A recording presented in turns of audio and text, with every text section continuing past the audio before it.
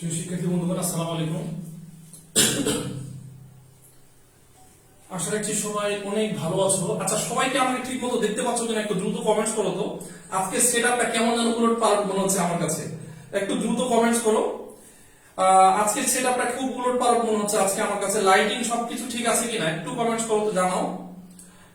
Lighting ঠিক আছে কিনা, হোয়াইট বোর্ড ঠিক মতো দেখা যাচ্ছে কিনা একটু দ্রুত কমেন্টস করো।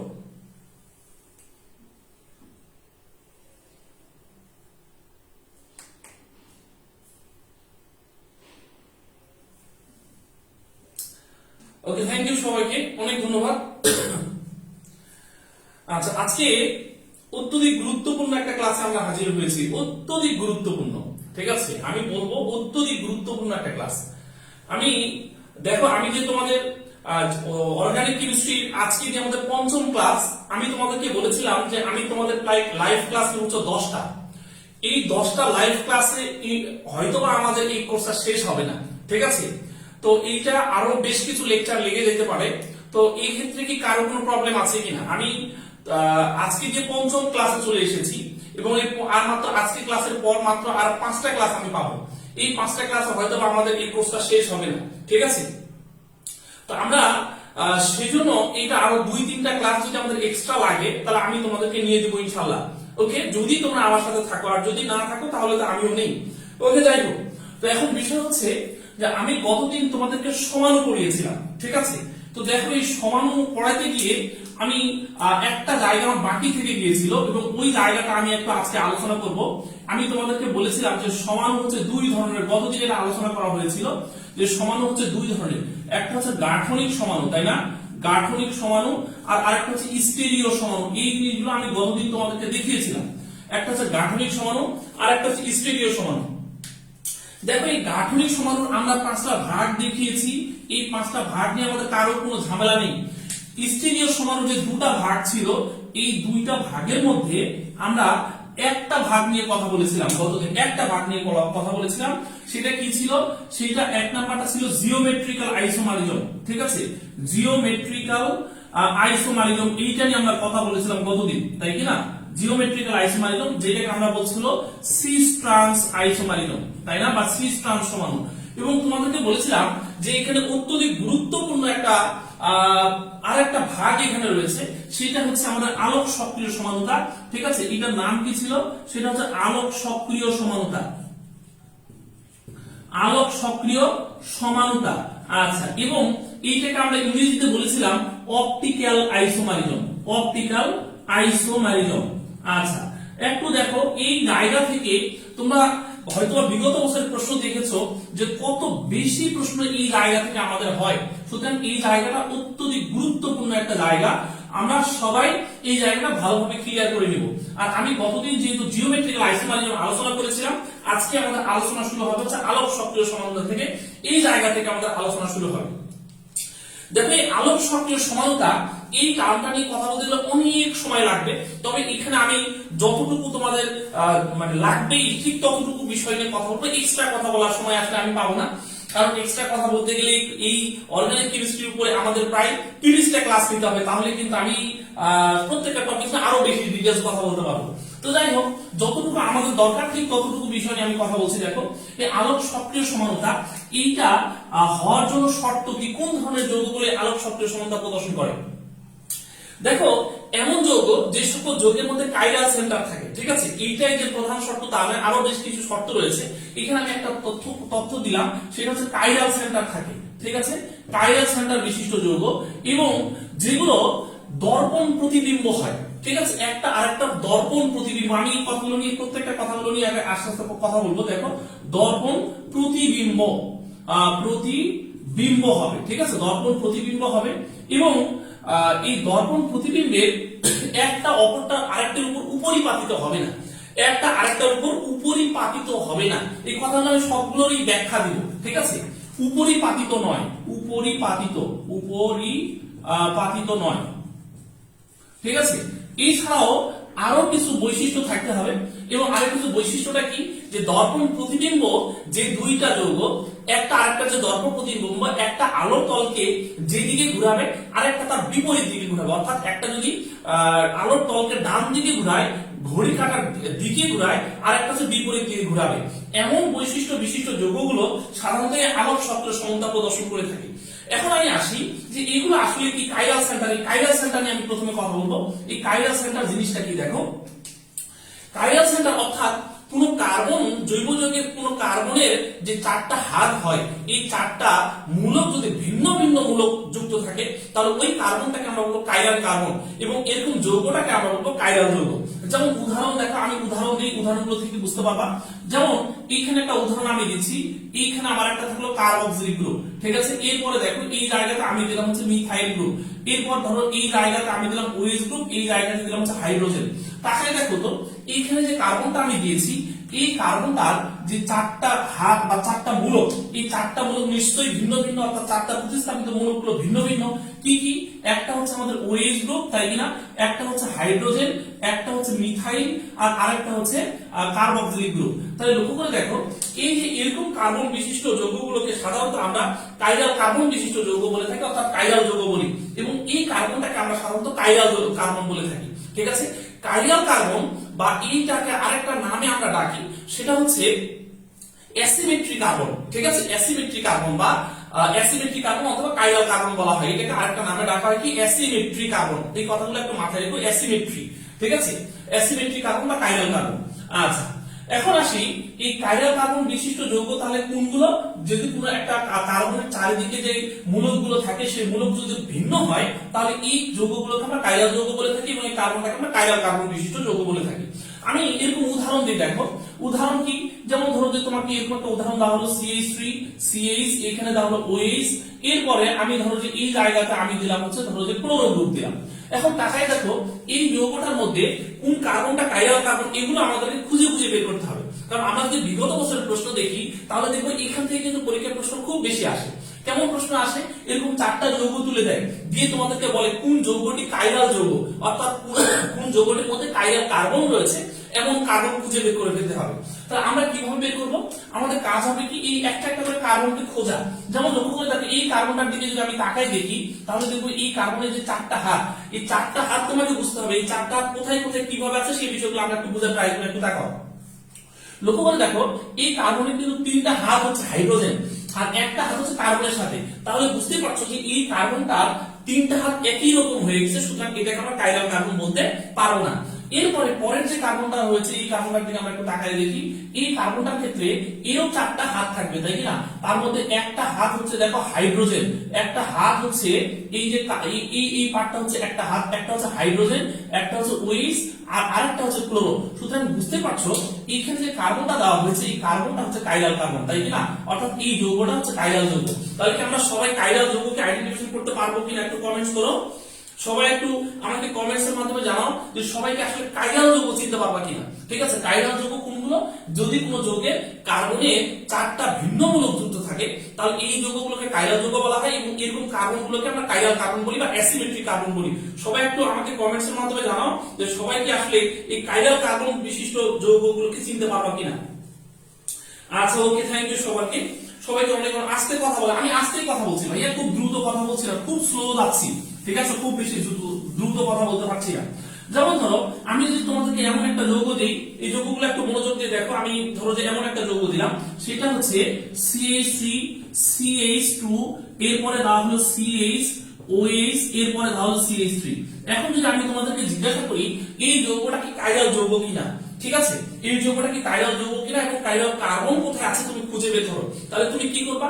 সেম কাজ করবা আমি যেভাবে তোমাদেরকে খুঁজতে বলেছি। তাহলে এই কার্বনটা কাইরাল কার্বন হবে না, এইটা নিশ্চয়ই কাইরাল কার্বন হবে, কারণ এখানে দুইটা হাইড্রোজেন রয়েছে, যা এটাও হবে না, কারণ এখানে দুটো হাইড্রোজেন রয়েছে, কারণ এর যে দুটো হাত দুটো হাইড্রোজেন হয়ে যাবে।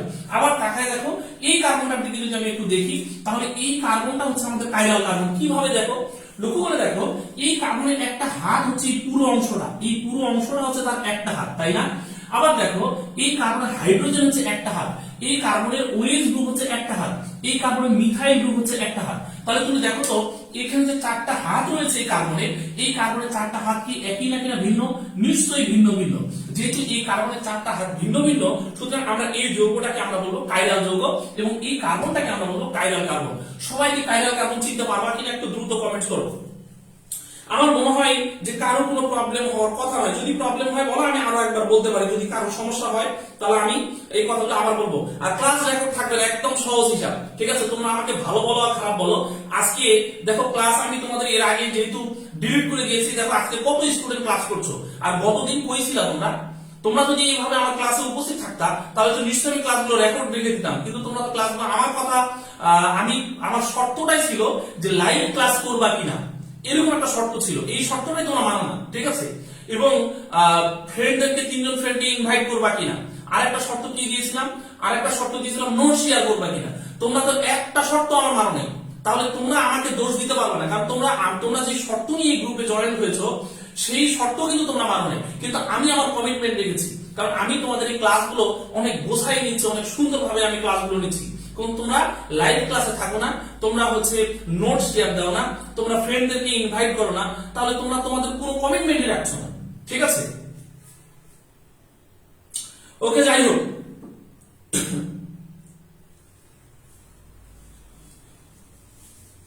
তাহলে আমার মনে হয় যে সবাই কাইরাল কার্বন চিনতে পারবা তোমরা। এই কাইরাল কার্বন নিয়ে বিগত বছর বেশ কিছু প্রশ্ন এসেছে, আমরা একটু প্রশ্নগুলো একটু দেখবো, ঠিক আছে?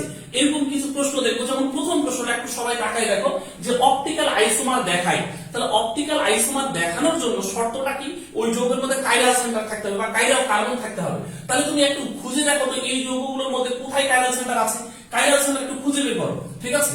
একটু দেখো এই যৌগগুলোর মধ্যে কোনটার মধ্যে কাইরাল সেন্টার আছে, তাহলে সেই যৌগটা অপটিক্যাল আইসোমার দেবে, অর্থাৎ আলোক সক্রিয় সমানতা প্রদর্শন করবে। একটু সবাই কমেন্টস এর মাধ্যমে আমাকে জানাই দাও যে এই যে এখানে যে আমি 4টা যৌগ দেখিয়েছি, এই যৌগগুলোর মধ্যে কোনটিতে কাইরাল সেন্টার রয়েছে।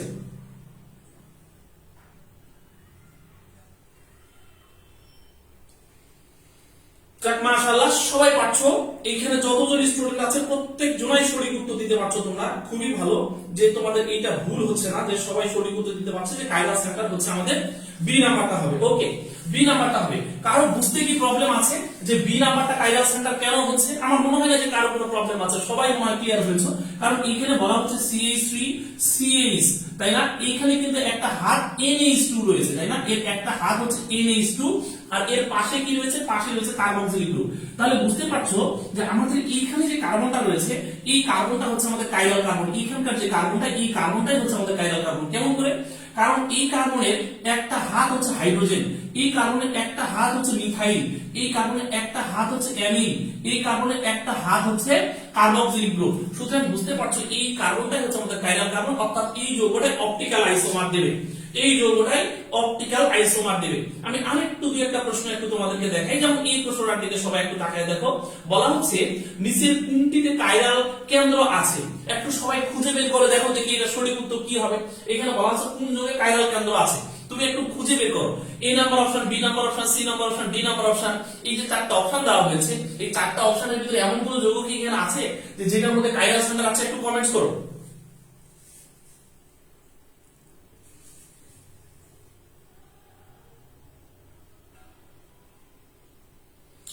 যাক, মাশাআল্লাহ, সবাই পাচ্ছে, কারো ভুল হচ্ছে না। সবাই বলতেছে যে এইটা সঠিক উত্তর হবে ডি, কারো ভুল হচ্ছে না। আচ্ছা, সবাইকে আরেকটা কমেন্ট, আরেকটা অনুরোধ করব যে যারা তোমাদের অনেক ফ্রেন্ডই কিন্তু তোমরা এই গ্রুপে আছো, যারা একসাথে এই গ্রুপে তোমরা জয়েন হয়েছো, এবং আলহামদুলিল্লাহ আমাদের গতদিনে এই গ্রুপে 1800 স্টুডেন্ট একসাথে তোমরা অর্গানিক কেমিস্ট্রি এই কোর্সটা করার জন্য আমার সাথে যুক্ত হয়েছো। তো তোমরা যারা এই গ্রুপে যুক্ত হয়েছো একটু ফ্রেন্ডদেরকে মেনশন দাও। যারা এই গ্রুপে আছে, অন্য কাউকে মেনশন না দিলেও চলবে, যারা এই গ্রুপে আছে তাদেরকে একটু মেনশন দাও, যদি তুমি চিনে থাকো। আর যদি না চেনো তাহলে দরকার নেই। ওকে, এবার আমি আর দুই একটা প্রশ্ন একটু তোমাদেরকে দেখাই, আর দুই একটা প্রশ্ন দেখাই। যেমন এই যৌগটার দিকে একটু তাকাই দেখো, এখানে যে পরের যে প্রশ্নটা, এই প্রশ্নটা জাহাঙ্গীরনগর ইউনিভার্সিটির প্রশ্ন। বলা আছে কোন যৌগের মধ্যে কাইরাল কেন্দ্র আছে। এখন যে যৌগটা দেখানো হয়েছে, যে প্রশ্নটা দেখানো হয়েছে, এটা সঠিক উত্তরটা কি দিবে? একটু কমেন্টস করো দেখি। এখন যে প্রশ্নটা দেখানো হয়েছে সেই প্রশ্নটার সঠিক উত্তরটা কি দিতে পারি? একটু কমেন্টস করো সবাই। বলা হচ্ছে নিচের কোন যৌগটির মধ্যে কাইরাল কেন্দ্র আছে। তাহলে কাইরাল কেন্দ্র বিশিষ্ট যৌগ কোনটা, কিভাবে বুঝবো আমরা? একটু দেখো তো, বলো বলো বলো দ্রুত। যাক, মাশাআল্লাহ, সবাই তোমরা পারছো। সাগর কুমার বলছে বি হবে, পারভেজ হাসান, সাকিব, আমি খুব দ্রুত নামগুলো বলছি, এরাও বলছে বি হবে।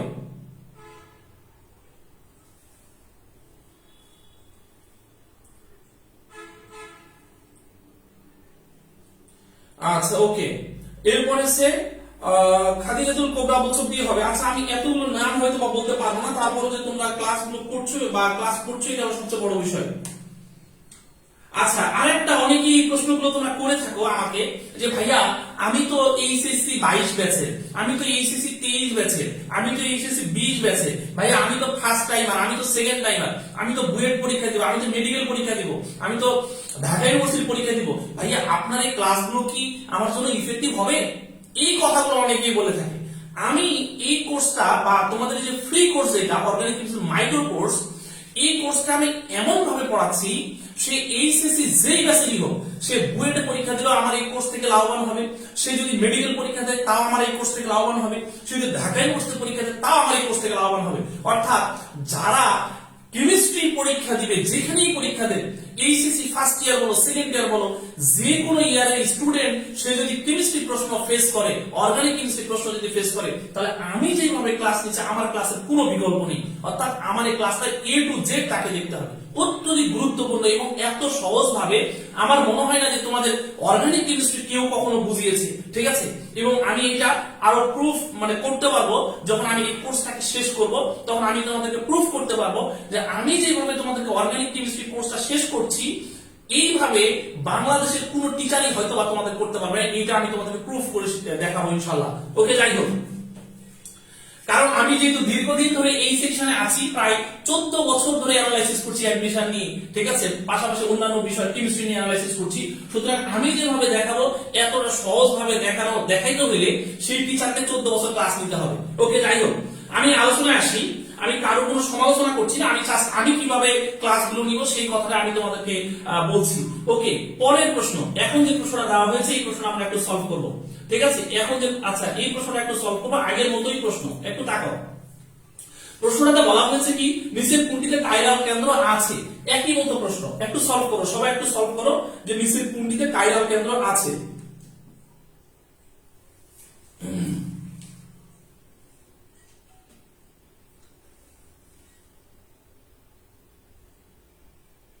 মাশাআল্লাহ, এগুলো সবাই পাচ্ছে, এটার উত্তর বি হবে, এগুলো নিয়ে কারো কোনো সমস্যা নেই। আচ্ছা এবার তাহলে মোটামুটি আমরা কাইরাল কেন্দ্র এই তথ্যটা আমরা বুঝে গেছি। এরপরে আসে আমরা দর্পণ প্রতিবিম্ব। এখানে একটা তথ্য দেওয়া হয়েছিল, সেটা হচ্ছে দর্পণ প্রতিবিম্ব। এই দর্পণ প্রতিবিম্ব বিষয়টা কি একটু লক্ষ্য করো। দর্পণ প্রতিবিম্ব বিষয়টা কি লক্ষ্য করো। আমি যদি একটা আয়নার সামনে দাঁড়াই, আমি যদি আয়নার সামনে দাঁড়াই তাহলে ঠিক আমার মতোই একটা মানুষকে আয়নায় দেখা যাবে, অর্থাৎ আমি মাহবুব, আমার মতো মাহবুব আয়নার সামনে দেখা যাবে। কিন্তু বিষয়টা হচ্ছে আমি যেই দিকে মুখ করে আছি নিশ্চয়ই ওই আয়নাতে যেটা দেখা যাচ্ছে সেটা তার বিপরীত দিকে মুখ করে থাকবে, তাই কিনা? এইটাই হচ্ছে দর্পণ প্রতিবিম্ব। অথবা আরেকটা জিনিস তুমি চিন্তা করে দেখো, আমি যদি এই হাতটা, এই যে এই হাতটা তোমাদেরকে দেখাচ্ছি, এই হাতটা যদি আমি আয়নার মধ্যে ধরি তাহলে ঠিক এটা দেখতে এমনটা দেখাবে, তাই না? এমনটা দেখাবে, নিশ্চয়ই এমনটা দেখবে। আমি যদি এখানে মাঝখানে একটা আয়না কল্পনা করি তাহলে আমার এই যে হাতটা, এই হাতটা নিশ্চয়ই এরকমটা দেখাবে, অর্থাৎ বাম হাত ধরলে আমার কাছে এখানে মনে হয় ডান হাত। এইটাই হচ্ছে দর্পণ প্রতিবিম্ব, অর্থাৎ দেখতে একই রকম কিন্তু একটা আরেকটার উল্টা জিনিস, ঠিক আছে? একটা যদি আলোর তলকে ডান দিকে ঘুরায় আর একটা বাম দিকে ঘুরাবে, তাই কিনা? এইটাই হচ্ছে দর্পণ প্রতিবিম্ব। আর উপরে স্থাপিত হবে না এরকম একটা কথা বলা আছে, উপরে স্থাপিত নয় বা উপরিপাতিত নয়। বিষয়টা কি এটা আমি একটু তোমাদেরকে বোঝানোর ট্রাই করি যে উপরিপাতিত নয় বিষয়টা কি। লক্ষ্য করে দেখো, এই যে এইখানে যে যৌগটা দেখানো হয়েছে এই যৌগটার স্ট্রাকচার হচ্ছে এমনটা, তাই না? লক্ষ্য করে দেখো তো এইখানে যে যৌগটা দেখানো হয়েছে এই যৌগটার স্ট্রাকচারটা ঠিক এমনটা। এখন এই যে এই যৌগটা যদি আমি এরকমই আরেকটা যৌগ যদি এই হাতে ধরি, এই হাতে ধরে যদি আমি ওই যৌগটাকে এই যৌগের উপর উপরে স্থাপিত করার ট্রাই করি তাহলে কিন্তু হবে না। কেন হবে না? লক্ষ্য করে দেখো, এই যে একদম পিছনের দিকে যে বন্ডটা রয়েছে এই বন্ডটার সাথে আমার এই হাতে একদম এই সামনের দিকে যে বন্ডটা থাকবে সেটা কখনো উপরে স্থাপিত হবে না। দেখো প্রথম তিনটা এইভাবে মিললেও একদম শেষের দিকে এবং এই লাস্টের দিকেটা কখনো মিলবে না, অর্থাৎ একটা আরেকটার উপর উপর স্থাপিত হবে না। আমার মনে হয় এই তিনটা বিষয় আমি তোমাদেরকে বুঝাতে পেরেছি। আর আলোর তলকে একটা যদি ডান দিকে ঘুরায় আর একটা বাম দিকে ঘুরাবে, ঠিক আছে? এই বিষয়টা আমি একটু পরে আসবো, এই বিষয়টা নিয়ে আর এত বেশি ডিটেইলসে যাচ্ছি না, কারণ এগুলো নিয়ে কথা বলতে গেলে আমার আরেকটু অনেক সময় লেগে যাবে। ওকে, তাহলে এখানে আমি আলো অপটিক্যাল আইসোমারিজম নিয়ে যে তথ্যগুলো দিয়েছি এই তথ্যগুলো আমার মনে হয় সবাই বুঝতে পেরেছো। এখন আসি, লক্ষ্য করো আমি যদি একটা যৌগকে লিখি, যে যৌগটা এখানে আমি লিখেছিলাম, এই যে এই যৌগটা ল্যাকটিক অ্যাসিড, এই যৌগটার নাম হচ্ছে ল্যাকটিক অ্যাসিড। কি নাম? এইটার নাম হচ্ছে ল্যাকটিক অ্যাসিড। Lactic acid. লক্ষ্য করে দেখো এই ল্যাকটিক অ্যাসিড যৌগটাকে যদি আমি আরেকটু এইখানে সুন্দর করে লিখি, খুব মনোযোগ দিবা, কারণ এই অপটিক্যাল আইসোমারিজম এইটা কিন্তু আমাদের কাছে খুবই গুরুত্বপূর্ণ একটা টপিকস, খুবই গুরুত্বপূর্ণ একটা টপিকস। আমি যদি এর মাঝখানে একটা দর্পণ কল্পনা করি, অর্থাৎ একটা আয়না কল্পনা করি, তাহলে এই যৌগটাকে আমার দেখতে কেমনটা দেখাবে। আমি যদি একটা দর্পণ কল্পনা করি, তাহলে এই যৌগটাকে আমার দেখতে কেমনটা দেখাবে, একটু মনোযোগ দিয়ে ভালো করে দেখো। তাহলে এই যৌগটাকে দেখতে আমার ঠিক এমনটা দেখাবে, তাই না? এইখানে হচ্ছে OH গ্রুপ থাকছে, এরপরে এইখানে হচ্ছে হাইড্রোজেন, এইখানে হচ্ছে মিথাইল গ্রুপ। লক্ষ্য করে দেখো এই আমি যদি যখন এই যৌগটাকে একটা দর্পণের মধ্যে ধরবো, তখন ঠিক দেখতে এটা এমনটা দেখাবে। এইটার নামও ল্যাকটিক অ্যাসিড, এইটার নামও ল্যাকটিক অ্যাসিড। কিন্তু বিষয়টা হচ্ছে লক্ষ্য করে দেখো এই যে এই OH গ্রুপটা যেখানে আছে, এইটাও ঠিক তার কাছাকাছি আছে। এইটা যেদিকে আছে এইটাও তার আয়নাতে এরকমটা কাছাকাছি দেখাচ্ছে। কিন্তু লক্ষ্য করে দেখো তো এইখানে যে গ্রুপটা রয়েছে, এই জায়গাতে যে গ্রুপটা রয়েছে, এই গ্রুপটা আর এই গ্রুপটা একদম নিশ্চয়ই একদম বিপরীতমুখী রয়েছে। এ রয়েছে এইদিকে আর ওই রয়েছে তত দূরে, সুতরাং এরা কখনো একটার উপর আরেকটা পরিপাতিত হবে না। এখন লক্ষ্য করো এই যৌগগুলোকে আমরা কিভাবে বলি যে এরা একটা আলোর তলকে যদি ডান দিকে ঘুরায় আর একটা কিভাবে বাম দিকে ঘুরাবে, এই বিষয়টা আমি একটু ব্যাখ্যা করার ট্রাই করছি, একটু লক্ষ্য করো। আমি যদি কাউকে জিজ্ঞাসা করি যে এইখানে যতগুলো আমি যৌগ লিখেছি, মানে যে যৌগটা লিখেছি, এই যৌগগুলোকে আমরা দুটা ভাগে ভাগ করি। লক্ষ্য করে দেখো কোন যৌগ যদি একটা আলোর তলকে ডান দিকে ঘুরায়, অর্থাৎ যেটা ঘড়ি, এই ঘড়ির যদি ঘড়ির কাঁটার যেদিকে আছে সেদিকে যদি ঘুরায়, তখন সেই যৌগটাকে আমরা সাধারণত বা সেই রোটেশনটাকে আমরা সাধারণত বলে থাকি dextro rotation. Dextro rotation, dextro rotation বলি। আর যদি সেটা ঘড়ির কাঁটার বিপরীত দিকে ঘুরায়, তখন সেটাকে আমরা লেভো রোটেশন বলি। ঠিক আছে? এখন আমি এই যৌগগুলোকে দেখে কিভাবে বুঝতে পারবো যে আসলে কোনটা ডেক্সট্রো রোটেশন হচ্ছে আর কোনটা লেভো রোটেশন হচ্ছে, এটা দেখে বোঝার উপায়টা কি, একটু মনোযোগ দাও। এইটা সাধারণত এই ডেক্সট্রো রোটেশন এবং লেভো রোটেশন বোঝার জন্য আমাদের একটা রুল রয়েছে, একটা নীতি রয়েছে, যে নীতিটা আমাদের অর্গানিক কেমিস্ট্রি ইন্টারমিডিয়েট বইতে দেওয়া নেই, এটা সাধারণত অনার্স লেভেলে পড়ানো হয়। সেই রুলটার নাম হচ্ছে করণ রুল। করণ রুল নামে একটা রুল রয়েছে, সেই রুলের মাধ্যমে আমরা সাধারণত একটা যৌগ ডেক্সট্রো রোটেশন হবে না লেভো রোটেশন হবে সেটা আমরা বুঝতে পারি। তবে আমি তোমাদেরকে জাস্ট একটা আইডিয়া দিচ্ছি, একটু মনোযোগ দাও। আমি যদি কাউকে জিজ্ঞাসা করি এইখানে যতগুলো গ্রুপ রয়েছে বা যতগুলো যৌগ রয়েছে, কার্যকরী মূলক রয়েছে, এই মূলকগুলোর মধ্যে সবচেয়ে বড় গ্রুপ কোনটি, সবাই ভুল উত্তর দিবে, সবাই বলবে কার্বক্সিলিক গ্রুপ। কিন্তু সত্যিকার অর্থে এখানে যতগুলো গ্রুপ রয়েছে এদের মধ্যে সবচেয়ে বড় গ্রুপ হচ্ছে OH গ্রুপ। এখানে তাকাও কিভাবে এই গ্রুপগুলোকে আমরা বের করি। সাধারণত লক্ষ্য করে দেখো এই যে কার্বন, এই কার্বনের সাথে বন্ধন রয়েছে অক্সিজেনের। আমরা সবাই জানি এই অক্সিজেনের ভর হচ্ছে 16, তাই কি না? অক্সিজেনের ভর হচ্ছে 16। আবার দেখো এই কার্বনের সাথে কার্বনের বন্ধন রয়েছে, এই কার্বনের ভর হচ্ছে 12। তো যার কারণে আমরা এই ছোট গ্রুপ কোনগুলো এবং বড় গ্রুপ কোনগুলো, এগুলোকে আমরা যে কাজটা করি সেটা হচ্ছে এইভাবে ভর বিবেচনা করে ছোট বড় চিন্তা করি। দেখতে বড় হলে বড় হবে না, অথবা এখানে বেশি অ্যাটম থাকলেই বড় হবে না। এটা সাধারণত নির্ভর করবে ওই কার্বনের সাথে যে অ্যাটমটা যুক্ত আছে ওই অ্যাটমটার ভর কত। ঠিক আছে? এখন লক্ষ্য করে দেখো আমি যদি এই গ্রুপগুলো নাম্বারিং করি 1 2 3 এরকম ভাবে নাম্বারিং করি, তাহলে এইটা হচ্ছে আমার সবচেয়ে বড় গ্রুপ হবে, অর্থাৎ আমি এইটাকে বলবো হচ্ছে 1 নাম্বার গ্রুপ, তাই না? আমি তখন এইটাকে বলবো হচ্ছে 2 নাম্বার গ্রুপ, এরপরে এইটা হয়ে যাবে আমার 3 নাম্বার গ্রুপ। এখন অনেকেই তোমরা ভাবছো যে ভাইয়া এইখানে যে কার্বনটা, এই কার্বনের সাথে এই কার্বন যুক্ত অবস্থায় রয়েছে, তাহলে এরও তো 12। কিন্তু ভাইয়া লক্ষ্য করে দেখো এই কার্বনের এইটাও 12 আবার এটাও 12, কিন্তু এর পরেরটা কত 16, আবার এর পরেরটা কত হাইড্রোজেন। এইটা কিন্তু কার্বনের সাথে হাইড্রোজেন রয়েছে, এটা তোমরা সবাই বুঝতেছো যে এখানে কিন্তু কার্বনের সাথে হাইড্রোজেন রয়েছে, তাই কিনা? তাহলে তাকায় দেখো আমি এখানে বললাম যে এইটা হচ্ছে আমাদের 12, কিন্তু এইটাও তো 12, অর্থাৎ এই কার্বনের সাথে কার্বনের বন্ধন এইটা 12, এই কার্বনের সাথে এই কার্বনের বন্ধন এটাও 12, কিন্তু এর পরের অ্যাটমটা কি অক্সিজেন, এর পরের অ্যাটমটা কি হাইড্রোজেন। সেই জন্য আমরা এর যে এই গ্রুপটাকে বড় গ্রুপ বলবো। ওকে, এবার আসি তাহলে এইটা যদি আমাদের 1 নাম্বার গ্রুপ হয়, এটা হচ্ছে 2 নাম্বার, এইটা হয়ে গেল আমাদের 3 নাম্বার গ্রুপ, আর এইটা তখন হয়ে যাবে কি 4 নাম্বার গ্রুপ। এখন লক্ষ্য করে দেখো তো আমি যদি বড় গ্রুপ থেকে ছোট গ্রুপের দিকে যাই তখন আমাকে কিভাবে রোটেট করতে হচ্ছে। লক্ষ্য করো আমি কিভাবে রোটেট করব, তখন কিন্তু আমি রোটেট করব হচ্ছে এইভাবে, দেখো অ্যান্টি ক্লকওয়াইজ করব কিনা। দেখো তো আমি অ্যান্টি ক্লকওয়াইজ রোটেট করব। আমি জাস্ট একটা ধারণা দিচ্ছি তোমাদেরকে, এইটাই ফাইনাল কথা নয়, কারণ করণ রুল কিন্তু এইভাবে হয় না। করণ রুলের জন্য একটা নিয়ম আছে, সেই নিয়মটা অন্য নিয়ম, সেটাতে আমি যাবো না এখন। জাস্ট তোমাদেরকে একটা আমি ধারণা দিচ্ছি, একটু লক্ষ্য করো। জাস্ট এইটা হচ্ছে দর্পণ প্রতিবিম্ব, এইটা তাহলে ওইটা, এইটা যদি ঘড়ি কাঁটার দিকে ঘুরে বা বিপরীত দিকে ঘুরে, তাহলে ওইটা দিকে বা বিপরীত দিকে কিভাবে ঘুরে সেই জিনিসটা তোমাদেরকে ধারণা দিচ্ছি। লক্ষ্য করে দেখো, এইটা হচ্ছে আমাদের 1 নাম্বার সবচেয়ে বড় গ্রুপ, এইটা হচ্ছে 2 নাম্বার গ্রুপ, আর এইটাকে আমি 3 নাম্বার গ্রুপ বললাম, এবং এইটাকে হচ্ছে 4 নাম্বার গ্রুপ দিচ্ছি। তাহলে লক্ষ্য করে দেখো তো, এই এখানে যদি রোটেশনটা দেখাই, তাহলে এই রোটেশনটা আমাকে কেমনে দেখাইতে হবে দেখো তো। এইটা হচ্ছে ঘড়ির কাঁটার দিকে দেখাইতে হবে, আর এইটা হচ্ছে ঘড়ির কাঁটার বিপরীত দিকে দেখাইতে হচ্ছে, তাই কি না? বুঝতে পেরেছো কিনা দেখো, লক্ষ্য করো, আমি মাঝখানে একটা কি চিন্তা করেছি, একটা দর্পণ দিয়েছি, মাঝখানে আমি একটা দর্পণ দিয়েছি। দর্পণ দেওয়ার ফলে তুমি বুঝতেছো যে একটা যদি ঘড়ির কাঁটার বিপরীত দিকে ঘুরে, তাহলে একটা ঘড়ির কাঁটার দিকে ঘুরবে, অর্থাৎ একটা যদি লেভো রোটেশন হয় আর আরেকটা হবে ডেক্সট্রো রোটেশন। কথা কি বুঝতে পেরেছো কিনা? আমাকে একটু কনফার্ম করো, আমার কথা কি সবাই বুঝতে পেরেছো কিনা? যে আমি তোমাদেরকে বললাম যে যখন দর্পণ প্রতিবিম্ব হয়, তখন একটা যৌগ একটা যৌগ যদি ঘড়ির কাঁটার দিকে ঘুরে, তখন আরেকটা ঘড়ির কাঁটার বিপরীত দিকে ঘুরে। তাহলে এই ঘড়ির কাঁটার দিকে এবং বিপরীত দিকে কিভাবে ঘুরে জাস্ট একটা আইডিয়া তোমাদেরকে দিয়েছি। তবে এইভাবেই কিন্তু আমরা ডেক্সট্রো রোটেশন, লেভো রোটেশন কে আইডেন্টিফিকেশন করি না। সাধারণত একটা রুল রয়েছে, এই রুলটাকে আমরা বলি হচ্ছে করণ রুল, ঠিক আছে?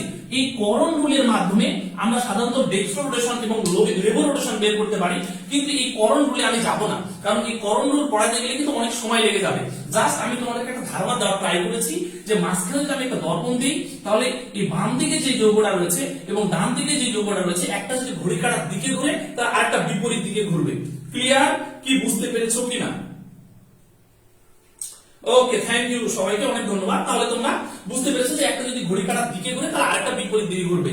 এখন দেখো, করণ রুল অনুযায়ী আমরা যে কোনো একটাকে, আমরা এটা কিন্তু ডি বলি, এটা যদি এল বলি, এটা আসলে পারফেক্ট নিয়ম কিন্তু আমি যেভাবে দেখিয়েছি সেটা নয় কিন্তু, ঠিক আছে?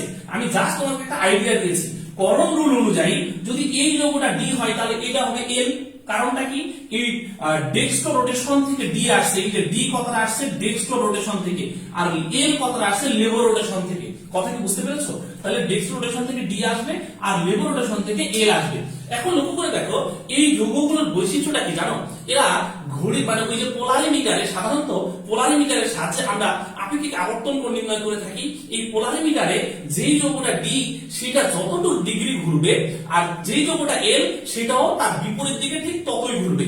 যেমন এই তোমার ল্যাকটিক অ্যাসিডের ক্ষেত্রে পোলারিমিটারে যখন আমরা দিই, তখন পোলারিমিটারে দেওয়ার সময় আমরা দেখি যেটা ডি ল্যাকটিক অ্যাসিড, লক্ষ্য করো আমি যে কথা বলছি, যেটা ডি ল্যাকটিক অ্যাসিড, এই ডি ল্যাকটিক অ্যাসিডের ক্ষেত্রে আমরা মানটা পাই +2.24 ডিগ্রি, আর যেটা এল ল্যাকটিক অ্যাসিড, এই এল ল্যাকটিক অ্যাসিডের ক্ষেত্রে আমরা এর মানটা পাই হচ্ছে -2.24 ডিগ্রি, অর্থাৎ তারা একই সমান সংখ্যক ঘুরতে হবে তাদেরকে।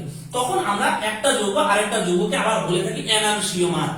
তাহলে দেখো, এইখান থেকে আমরা একটা নতুন ধারণা পেয়েছি, একটা নতুন টার্ম পেলাম, সেই টার্মের নাম আমি দিলাম হচ্ছে এনানসিওমার।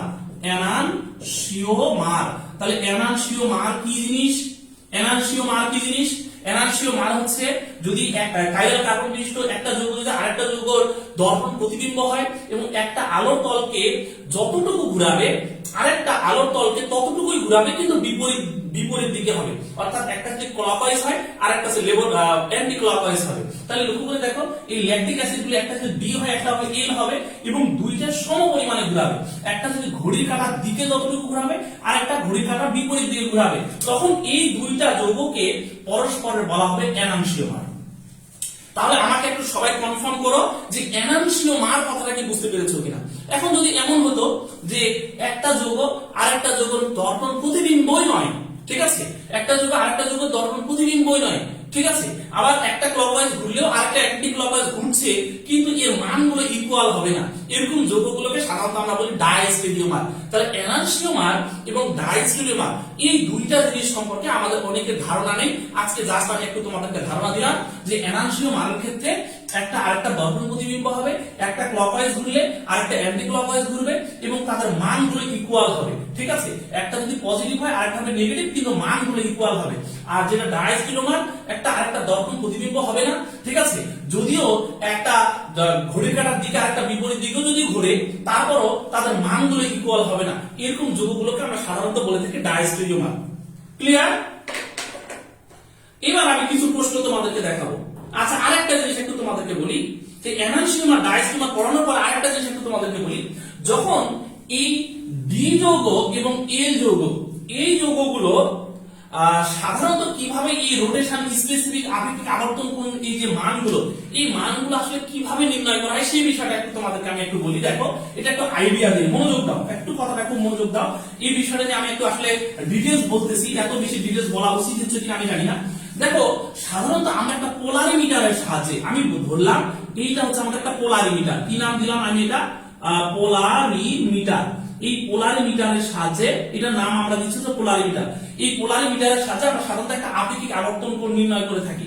দেখো, আমরা সাধারণত যে কাজটা করি সেটা হচ্ছে, এখানে দেখবে একটা লেন্স লাগানো আছে, তোমরা দেখবে এই জায়গাতে একটা লেন্স লাগানো আছে, আর এইখান থেকে চোখ দিয়ে মানুষ তাকায়, ঠিক আছে? তো আমরা যে কাজটা করি এই পোলারিমিটার যন্ত্রের ক্ষেত্রে দেখা যায় এই জায়গাতে হচ্ছে আমাদের একটা তোমার ওই টিউব লাইট রয়েছে, কথাই বুঝতে পারছো? আর এই জায়গাতে হচ্ছে একটা বৃত্তাকার স্কেল রয়েছে, এই জায়গাতে একটা বৃত্তাকার স্কেল রয়েছে, ওকে? আর আরেকটা জিনিস হচ্ছে, এর কোন একটা পাশে আমরা টিউব দিয়ে এই সলিউশন, এই দ্রবণগুলো সলিউশন তৈরি করি। অর্থাৎ সেটা যদি ডি ল্যাকটিক অ্যাসিড হয় তাহলে ডি ল্যাকটিক অ্যাসিডের সলিউশন তৈরি করব, সেটা যদি এল ল্যাকটিক অ্যাসিড হয় তাহলে এল ল্যাকটিক অ্যাসিডের সলিউশন তৈরি করব। করার পরে আমরা এই পোলারিমিটার মধ্যে এই জায়গাতে সেটআপ করে দিই।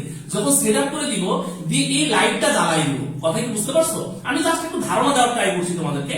লাইটটা জ্বালাই দেওয়ার পরে এইখানে যে পোলারিমিটার, এই পোলারিমিটার যে বৃত্তাকার স্কেল, এই বৃত্তাকার স্কেলে এই জায়গাটা হচ্ছে জিরো স্কেল, এই জায়গাটা হলো জিরো।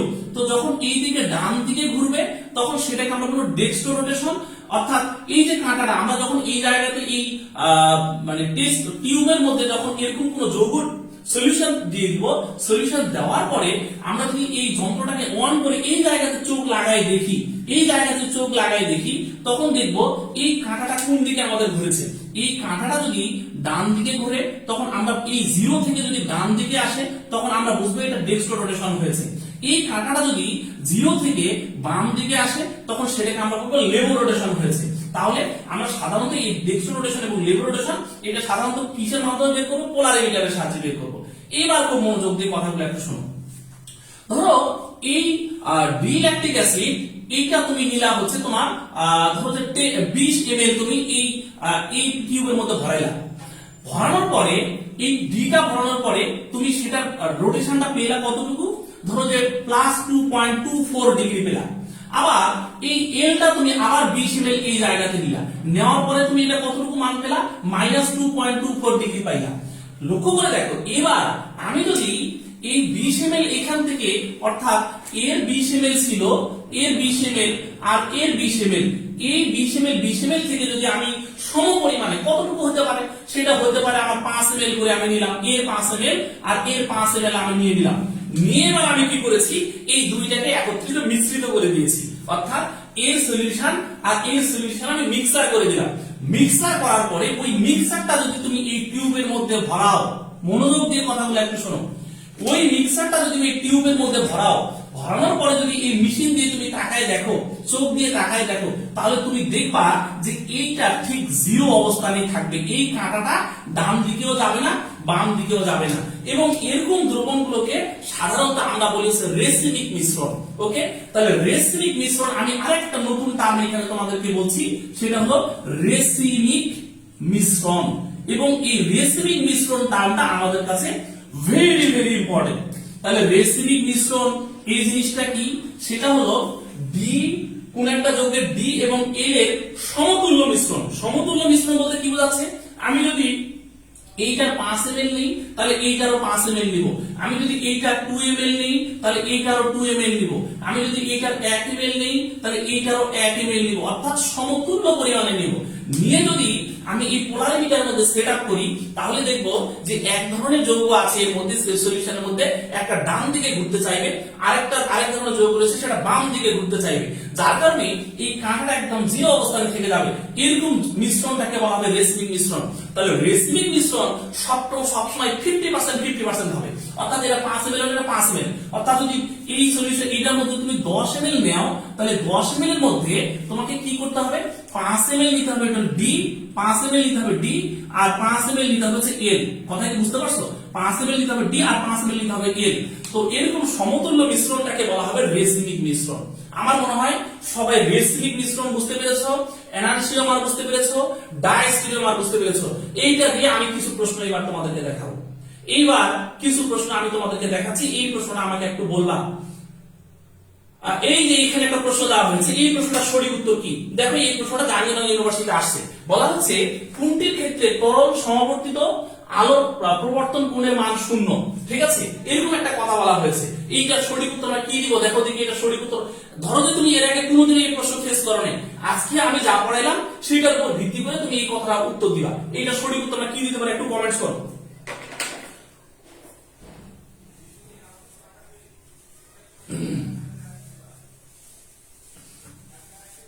একটু কমেন্টস এর মাধ্যমে জানাও এখন যে এই প্রশ্নটা আমি দিয়েছি এই প্রশ্নটার সঠিক উত্তর আমাদেরকে কি দিতে হবে।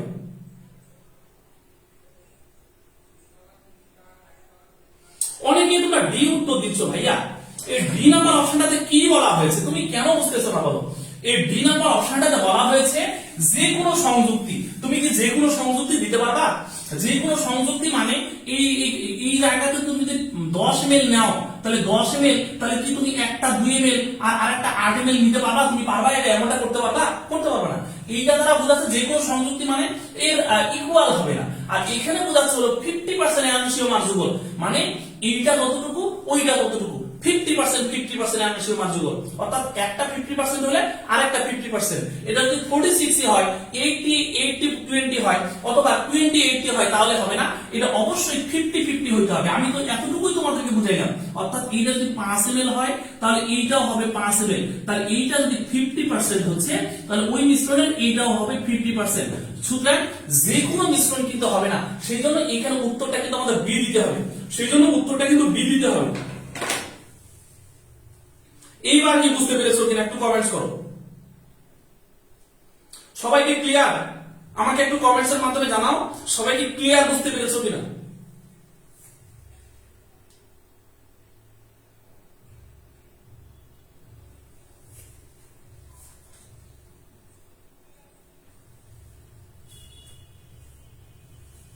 ওকে, থ্যাংক ইউ সবাইকে। এবার আমি আরো দুই একটা প্রশ্ন এইগুলো দিয়ে আমি সলভ করবো। আরো দুই একটা প্রশ্ন একটু সলভ করবো, একটু দেখো। যেমন এইখানে একটা প্রশ্ন দেওয়া হয়েছে, এই প্রশ্নটা আমরা একটু সলভ করবো, দেখি তোমরা কে সঠিক উত্তর দিতে পারো। এই প্রশ্নগুলো কিন্তু আসছে পরীক্ষায় ভাই। এখানে যে প্রশ্নটা দেওয়া হয়েছে এমন প্রশ্ন কিন্তু বিগত বছর আসছে, সুতরাং এগুলো আমাদেরকে প্র্যাকটিস করতে হবে। এখানে বলা হচ্ছে কোনটি আলোক সক্রিয় নয়। দেখো কোন যৌগটি আলোক সক্রিয় নয়? যখন কোন যৌগের মধ্যে ডাইক্লোরো, ডাইমিথাইল, তারপর ডাইফ্লোরো এমন কথা থাকবে সেগুলো সাধারণত আলোক সক্রিয় হয় না। কারণ ডাইফ্লোরো মানে দুটা ফ্লোরো থাকবে, এই দুটা ফ্লোরো মানে তখন সেটা আলোক সক্রিয় হবে না, তখন একটা কার্বনের দুটা হাত একই হয়ে যাবে। যেমন এখানে লক্ষ্য করে দেখো ডাইক্লোরো ফ্লোরোমিথেন বলা হচ্ছে, সুতরাং এটা হওয়ার কোনো চান্স নেই। ডাইক্লোরো মানে কি দুটা ক্লোরো, আর যদি একটা কার্বনের দুটা ক্লোরো থাকে তাহলে তো তার চারটা হাত একই হবে না, ভিন্ন, তখন তার চারটা ভিন্ন হবে না, একই হয়ে যাবে। তখন বুঝতে পারছো ডাইক্লোরো মানে দুটা ক্লোরো একই হয়ে যাচ্ছে, সুতরাং সেটাকে আমরা অবশ্যই আলোক সক্রিয় বলতে পারবো না। বলা হচ্ছে কোন যৌগটি আলোক সক্রিয়, তারপরে বলা হচ্ছে 2-হাইড্রক্সিপ্রোপানেল। এইটা আমরা একটু দেখার চেষ্টা করি। 2-হাইড্রক্সিপ্রোপানেল, দেখো তো CH3COH, এটা হচ্ছে 2-হাইড্রক্সি, তাই না? এইটা হচ্ছে প্রোপানেল। তাহলে তুমি তাকাও তো এই যৌগটার মধ্যে কি কাইরাল সেন্টার আছে কিনা? এই যৌগটার মধ্যে কি কাইরাল সেন্টার আছে কিনা? নিশ্চয়ই এই যৌগটার মধ্যে কাইরাল সেন্টার আছে। আচ্ছা, তাহলে এখানে বলা হচ্ছে কি কোনটিতে আলোক সক্রিয় নয়, তাহলে সঠিক উত্তর আমরা এ দিব। কারণ ডাইক্লোরো ফ্লোরো, ডাইক্লোরো ফ্লোরো মানে বুঝতে পারছো কিনা দেখো, এই যে এখানে একটা ক্লোরিন দেওয়া হয়েছে, এখানে একটা ক্লোরিন দেওয়া হলো, এখানে একটা ফ্লোরিন দেওয়া হলো, আর এইখানে একটা হাইড্রোজেন দেওয়া হলো। তাহলে তুমি বলো তো এই যৌগটা এইখানে এই কার্বনটাকে তুমি কার্বন বলতে পারবা? পারবা না। কেন? কারণ এইখানে রয়েছে ক্লোরিন, এইখানে রয়েছে ক্লোরিন, সুতরাং এই দুইটা ক্লোরিন একই মতো হয়ে গেছে, সেজন্য এটাকে আমরা কার্বন বলতে পারবো না। ক্লিয়ার? ওকে, থ্যাংক ইউ সবাইকে। বাকিগুলো সব তোমরা পারবা। এবার পরের প্রশ্নটা, এই পরের প্রশ্নটা আমরা কি বলবো দেখো তো, এইটা সঠিক উত্তর আমরা কি দিব? আমি অলরেডি পড়িয়ে দিয়েছি এটা। এই প্রশ্নটা তোমার আমার বিশ্বাস যে কেউ ভুল করবে না। এখন যে প্রশ্নটা আমি দিয়েছি, কোন যৌগের দুটি এনানসিওমারের সম আয়তনিক সম আণবিক মিশ্রণকে কি বলা হয়? আমার বিশ্বাস যে এই প্রশ্নটা কেউ ভুল বলবে না, একটু কমেন্টস করো সবাই, এই প্রশ্নটার সঠিক উত্তর কি?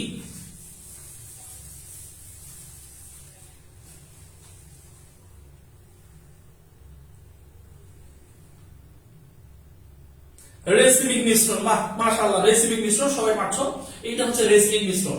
ওকে, এরপরে দেখো এগুলো তোমরা পারবা। এইটা কি বলো দেখি, আমি যে কথাগুলো আগে বলেছি ওই কথার উপর ভিত্তি করে এটা কি পারবা না তোমরা?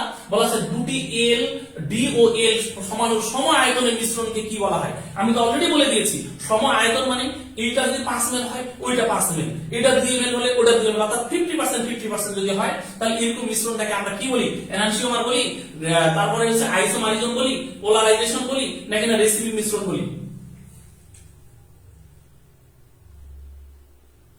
মাশাআল্লাহ, সবাই পাচ্ছে, কোনো সমস্যা নেই। ওকে, এগুলো একই প্রশ্ন, এইগুলো নিয়ে আমি আর না আগাই। এখন আমি এইখানে তোমাদের চলে আসছি এই টার্মটা, এই যে এখানে বলা হচ্ছে কতটা কোন একটা যৌগের মধ্যে একাধিক কাইরাল সেন্টার থাকতে পারে। এখন এখানে বলা হচ্ছে ল্যাকটিক অ্যাসিডের কতটি অপ্রতিসম কার্বন রয়েছে। আমি তোমাদেরকে বলেছি অপ্রতিসম কার্বন মানে হচ্ছে কাইরাল কার্বন, অ্যাসিমেট্রি কার্বন, অপ্রতিসম কার্বন। তাহলে আমি ল্যাকটিক অ্যাসিডের সংকেত তোমাদেরকে কি দিয়েছিলাম বলতো?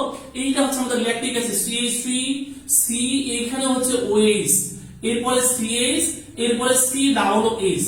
তাহলে কাকে রাখো তো এই যৌগটার মধ্যে এই কার্বনটা হচ্ছে আমাদের কাইরাল কার্বন। তাহলে এরকম কাইরাল কার্বন বা অ্যাসিমেট্রিক কার্বন বা অপ্রতিসম কার্বন আমরা কয়টা পেয়েছি? সেটা হলো একটা। সুতরাং এইটার উত্তর হচ্ছে 1, তাই কি না? এটার উত্তর হচ্ছে 1। ওকে, আচ্ছা, একটি। ওকে, থ্যাংক ইউ সবাইকে। এরপরে আরো যে একটা প্রশ্ন এমন আসছে বিগত বছরে, আরো যে একটা প্রশ্ন একটু তোমাদেরকে আমি দেখাই। যেমন এই প্রশ্নটা আমরা একটু সলভ করব, এবং এই প্রশ্নটা কিন্তু বিগত বছরের প্রশ্ন। কোনটি আলোক সক্রিয় যৌগ? আমার মনে হয় না যে কেউ এমন কোন স্টুডেন্ট এখানে নেই যে এটা সঠিক উত্তর দিতে পারবে না। কোনটি আলোক সক্রিয় যৌগ? আমার বিশ্বাস যে প্রত্যেকটা স্টুডেন্ট এটা সঠিক উত্তর দিতে পারবে, একটু কমেন্টস করো। কোনটি আলোক সক্রিয় যৌগ?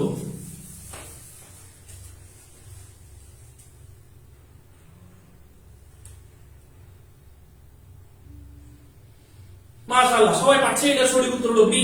এটা সঠিক উত্তর হচ্ছে বি। ওকে, এইবার একটা প্রশ্ন আমরা পেয়ে গেছি। এখানে বলা আছে ডি প্লাস গ্লুকোজের অণুতে অপ্রতিসম কার্বন সংখ্যা কতটি? আমরা এই ডি প্লাস গ্লুকোজ এর সংকেতটা আমরা অনেকেই জানি না, ঠিক আছে? গ্লুকোজের আমি যদি আণবিক সংকেত লিখি সেটা হচ্ছে C6H12O6, এইটা হচ্ছে আমাদের গ্লুকোজের আণবিক সংকেত, তাই না?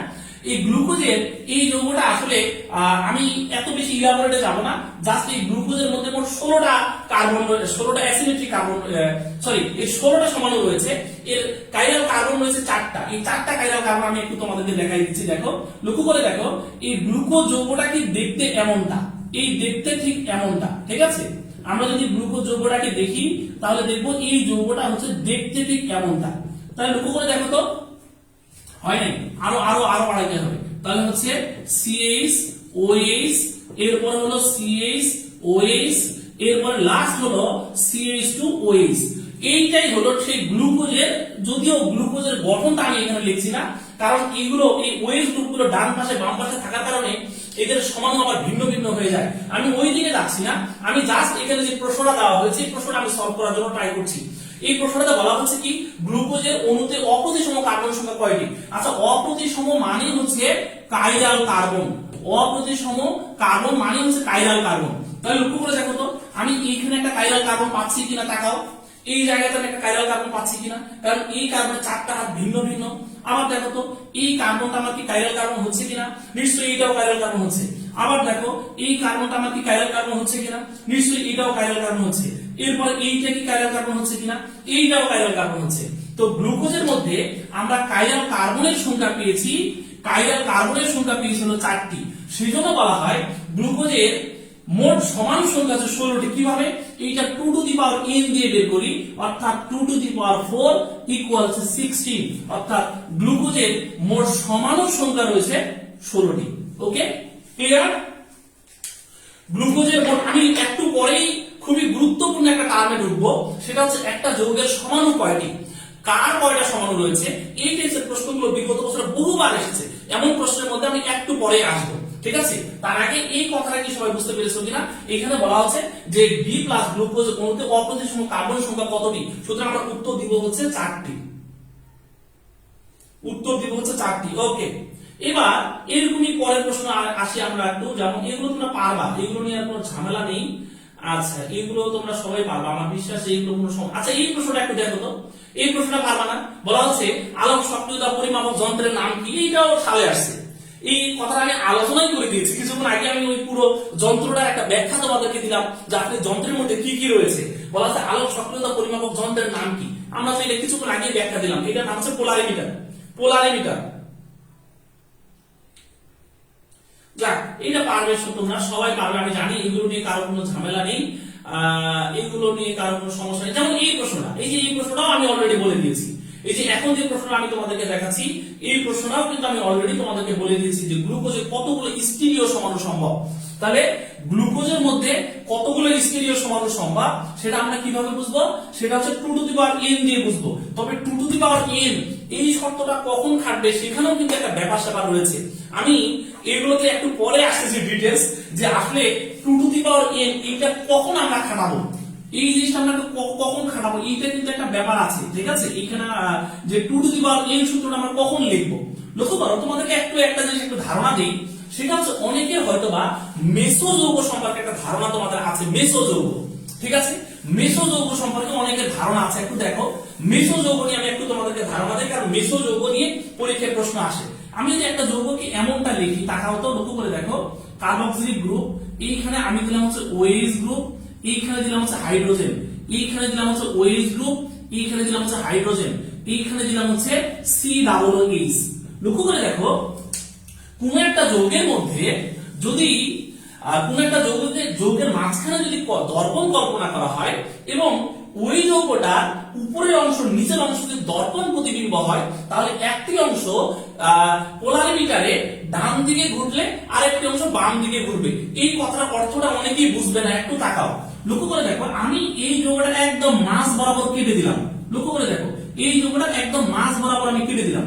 কেটে দিয়ে আমি এই জায়গাটাতে একটা দর্পণ চিন্তা করছি। লক্ষ্য করে দেখো তো, দর্পণ যদি আমি চিন্তা করি, তাহলে তাকাও, এর উপরের অংশ আর নিচের অংশ দেখতে একই রকম, তাই না? আমি যদি এই অংশটা ঢেকে রাখি, তাহলে নিচের অংশ দেখলে আমি দর্পণের উপরের অংশটা দেখতে পাবো। আমি যদি নিচের অংশটা ঢেকে রাখি, তাহলে আয়নার মধ্যে আমি উপরেরটা দেখলে নিচেরটা দেখতে পাবো। তাহলে লক্ষ্য করো, বুঝতেই পারছো যে এর একটা রোটেশন যদি ডান দিকে হয়, তখন আরেকটা রোটেশন হবে বাম দিকে। তো এরকম যৌগের যেমন সলিউশনে তুমি পোলারিমিটারে সেট আপ করো, সেগুলো সাধারণত আলোক নিষ্ক্রিয় হবে। কেন? কারণ এর একটা অংশ ডান দিকে ঘুরতে চাইবে আর একটা অংশ বাম দিকে ঘুরতে চাইবে। এমন যৌগগুলোকে বলা হয় মেসোযৌগ। এমন যৌগগুলোকে বলা হয় কি? মেসোযৌগ। সুতরাং শুধু কাইরাল কার্বন থাকলেই যে আমরা সেটাকে আলোক সক্রিয় বলতে পারবো তা কিন্তু নয়। এইটা কিন্তু আলোক সক্রিয় হবে না। কারণটা কি? কারণ এইটার মধ্যে কাইরাল সেন্টার কিন্তু আছে। তাকায় দেখো, এই কার্বনটা কিন্তু আমাদের কাইরাল কার্বন, এই কার্বনটা কিন্তু আমাদের কাইরাল কার্বন। কিন্তু কাইরাল কার্বন হলেও এটাকে আমরা আলোক সক্রিয় বলতে পারবো না। কারণটা কি? কারণ আমি যদি এই যৌগটার মাঝখানে কল্পনা করি, মাঝখানে একটা দর্পণ ধরি, তাহলে নিচের অংশ আর উপরের অংশ দর্পণ প্রতিবিম্ব হবে এবং একটা আলোক তলকে যেদিকে ঘুরাবে তার অপরটা আলোক তলকে তার বিপরীত দিকে ঘুরাবে। সুতরাং আমি যখন পোলারিমিটারে সেট আপ করবো, তখন লক্ষ্য করে দেখো, এই যে আমাদের বৃত্তাকার স্কেল কিছুক্ষণ আগে তোমাদেরকে দেখাইলাম, তখন একটা অংশ ডান দিকে ঘুরতে চাইবে আর একটা অংশ বাম দিকে ঘুরতে চাইবে। তখন কিন্তু এই ঘড়ির কাঁটাটা আমাদের একদম জিরো দাগের মধ্যে অবস্থান করবে।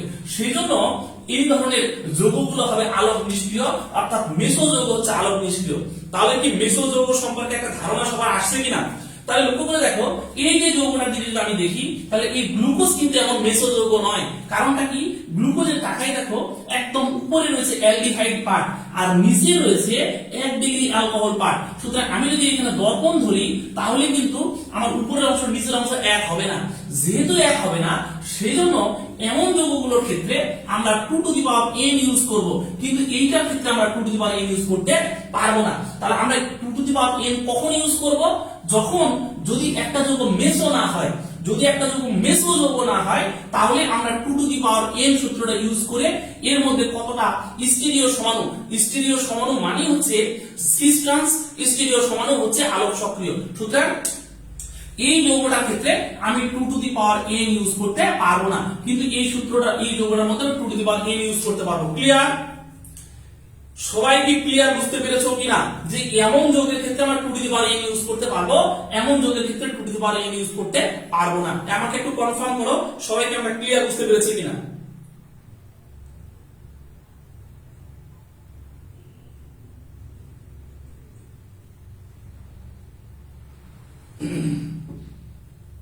ওকে, এবার আসি তাহলে আমরা এই 2 টু দি পাওয়ার n কখন ইউজ করব? যেই যৌগগুলোর ক্ষেত্রে এরকম মাঝখানে দর্পণ প্রতিবিম্ব হবে না, একটা অংশ পর অংশ দর্পণ প্রতিবিম্ব হবে না, এমন যৌগগুলোর ক্ষেত্রে আমরা 2 to the power n use করব। আর 2 to the power n use এই জিনিসটা কি? এই হচ্ছে কাইরাল কার্বন সংখ্যা। যেহেতু এখানে 4টা কাইরাল কার্বন রয়েছে, সুতরাং 2 টু দি পাওয়ার 4 অর্থাৎ 16, অর্থাৎ এই যৌগের মধ্যে মোট 16টা সমাণু রয়েছে। এই গ্লুকোজের মধ্যে মোট 16টা সমাণু রয়েছে। তুমি যদি গ্লুকোজ দেখো তাহলে গ্লুকোজ, ম্যানোজ, আরো বেশ কিছু রয়েছে, ফ্রুক্টোজ, যেগুলো রয়েছে সবগুলো কিন্তু গ্লুকোজের সমাণু, অর্থাৎ সবারই আণবিক সংকেত কিন্তু একই, C6H12O6। কথা কি বুঝতে পেরেছো? ওকে, এবার আমি আর দুই একটা প্রশ্ন তোমাদেরকে একটু দেখাই, আমি পরেরটাতে চলে যাবো। আমার মনে হয় এটাও পারবে, এখন সবাই এটা পারবে। রেসিডিউ মিশ্রণের ডিএল এর অনুপাত কত? বলো দেখি, রেসিডিউ মিশ্রণের ডিএল এর অনুপাত কত? একটু সবাই কমেন্টস এর মাধ্যমে জানাও দেখি, একটু সবাই কমেন্টস করো, রেসিডিউ মিশ্রণে ডিএল এর অনুপাত কত? এবার আমি খুবই গুরুত্বপূর্ণ একটা টপিকসে যাচ্ছি। আচ্ছা, এই গুরুত্বপূর্ণ টপিকসে যাওয়ার আগে একটা ইনফরমেশন, দুটা ইনফরমেশন সবাইকে দিব, সবাইকে দুটা ইনফরমেশন দিব। আমার এই ক্লাসগুলো তোমরা যারা করছো, আজকে প্রায় 100-র কাছাকাছি স্টুডেন্ট তোমরা আমার ক্লাসগুলো করছো, মাথায় রাখো বা এবং তোমরা হয়তো বুঝতে পেরেছো যে অর্গানিক কেমিস্ট্রি আমি যতটা ডিপ পড়াচ্ছি বা যতটা ধরে ধরে তোমাদেরকে বোঝাচ্ছি, এই জিনিসগুলো কিন্তু এতটা সহজ নয়। তো আমি যে তোমাদেরকে যে ক্লাসগুলো নিচ্ছি আরো খুবই মজার মজার, এবং যেগুলো কেমিস্ট্রি অনেকেই দেখা যায় পড়তে গিয়ে বই পড়লে ক্লিয়ার ধারণা পাওয়া যায় না, এরকম ইম্পর্টেন্ট কিছু টপিকস আমি ইউটিউবে তোমাদেরকে আপলোড দিব। ঠিক আছে? তো যারা এই ইউটিউবে মানে তোমরা সাইন ইন করো নাই, অর্থাৎ সাবস্ক্রাইব করো নাই এখনো, তারা একটা আমার ইউটিউব চ্যানেলকে সাবস্ক্রাইব করবা। সবাই কিন্তু ইউটিউবে সাবস্ক্রাইব করবা, কারণ ইউটিউবে কিন্তু আমি ক্লাস দিয়ে দিচ্ছি, সুতরাং যারা যারা আছো ইউটিউবে অবশ্যই সাবস্ক্রাইব করবা। ওকে, এবং তোমাদের এই গ্রুপেও ইউটিউবের লিংক দেওয়া রয়েছে, কিন্তু তোমরা এই যারা ইউটিউবে আছো দেখো ইউটিউবের লিংক দেওয়া রয়েছে, তোমাদের আজকে কিন্তু আমি পোস্ট করেছি। ঠিক আছে? তো তোমরা একটু ইউটিউবে করো। আর আরেকটা জিনিস হচ্ছে, আমার মাহবুবস কেমিস্ট্রি স্পেশাল যেটা, ওই গ্রুপটাতে আমাদের 10,000 মেম্বার পূর্ণ হয়েছে। এই 10,000 মেম্বার পূর্ণ হয়েছে আমাদের মাহবুবস কেমিস্ট্রি স্পেশাল গ্রুপে, এটা গতকালকে হয়েছে। যার কারণে কিন্তু আমি অলরেডি একটা পোস্টও করেছি, তোমরা দেখেছো যে আমার ডিসকাউন্ট চলছে। আমার এখন বর্তমান 3টা ব্যাচ চলছে, এই 3টা ব্যাচে কিন্তু ডিসকাউন্ট চলছে। তোমরা একটু ওইটা ওখান থেকে দেখে নিও। আমি এই ক্লাসে প্রাইভেট সম্পর্কে খুব বেশি অ্যাড দিতে চাই না, জাস্ট তোমাদেরকে একটু ইনফর্ম করলাম যে আমার প্রাইভেট ব্যাচগুলোতে ডিসকাউন্ট চলছে, এবং এই ডিসকাউন্ট 33% পর্যন্ত ডিসকাউন্ট চলছে। আমি এই ক্লাসে আমি এগুলো নিয়ে খুব বেশি কথা বলতে চাই না, জাস্ট শুধু তোমাদেরকে এতটুকু জানালাম। ওকে, আচ্ছা, এবার আমি পরের আলোচনাতে চলে যাব, অত্যধিক গুরুত্বপূর্ণ আলোচনা। ঠিক আছে? অত্যধিক গুরুত্বপূর্ণ আলোচনা, সেটা হচ্ছে জৈব যৌগের সমাণু, মানে সংকেত থেকে কিভাবে সমাণু বের করা যায়। সংকেত থেকে কিভাবে সমাণু বের করা যায়, এমন প্রশ্ন আসে। দেখবা যে C3H8O, দেখবা এরকম প্রশ্ন আসে, এর কয়টা সমাণু আছে। এমন প্রশ্ন বিগত বছর আমরা বহুবার পেয়েছি, যে এর কয়টা সমাণু আছে। আজকের পর থেকে এমন প্রশ্ন আর কোনোদিনও প্রবলেম হবে না। আজকের পর থেকে এমন প্রশ্ন আর কখনোই আমরা প্রবলেম ফেস করব না ইনশাআল্লাহ। এমন প্রশ্নগুলো আমরা আজকের পর থেকে ইনশাআল্লাহ পেরে যাব। আচ্ছা, আমি আসি যে এই প্রশ্নগুলো আমাদেরকে কিভাবে সলভ করতে হবে। এই প্রশ্নগুলো সলভ করার আগে আমাদের কি জিনিস শেখা উচিত, সেটা হচ্ছে মানে সাধারণ সংকেত কি। তোমরা দেখবা আমি যখন তোমাদের 3 নাম্বার লেকচার নিয়েছিলাম, এই 3 নাম্বার লেকচারে কিন্তু শেষের দিকে সমানতা শুরু করেছিলাম, এবং সমানতা শুরু করার সময় আমি তোমাদেরকে বলেছিলাম CnH2n+2 এইটা হচ্ছে অ্যালকেনের সাধারণ সংকেত। আমি তোমাদেরকে বলেছিলাম এটা কার সাধারণ সংকেত ভাইয়া, এটা হচ্ছে অ্যালকেনের সাধারণ সংকেত, অ্যালকেন, তাই না? অ্যালকেনের সাধারণ সংকেত।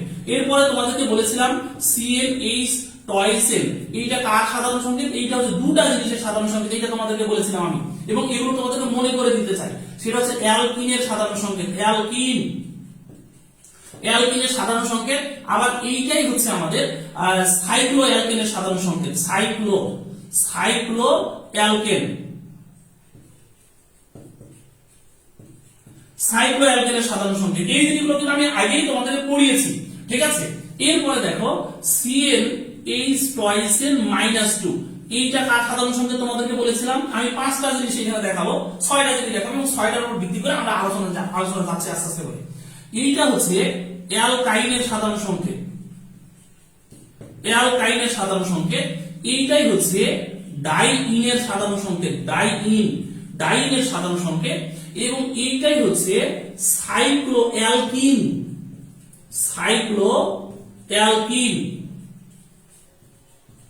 সাইক্লোঅ্যালকিনের সাধারণ সংকেত। ওকে, আচ্ছা 3টা জিনিস গেল। এবার আসি যে CnH twice n +2 এবং O, এইটা কিসের সাধারণ সংকেত? এইটা হলো দুটা জিনিসের সাধারণ সংকেত। খুব মনোযোগ দাও, এইটা হচ্ছে দুটা জিনিসের সাধারণ সংকেত। একটা হচ্ছে অ্যালকোহলের সাধারণ সংকেত, ঠিক আছে, একটু লিখে রাখো, ঠিক আছে, এগুলো আমরা একটু পরে কাজে লাগাবো। অ্যালকোহলের সাধারণ সংকেত।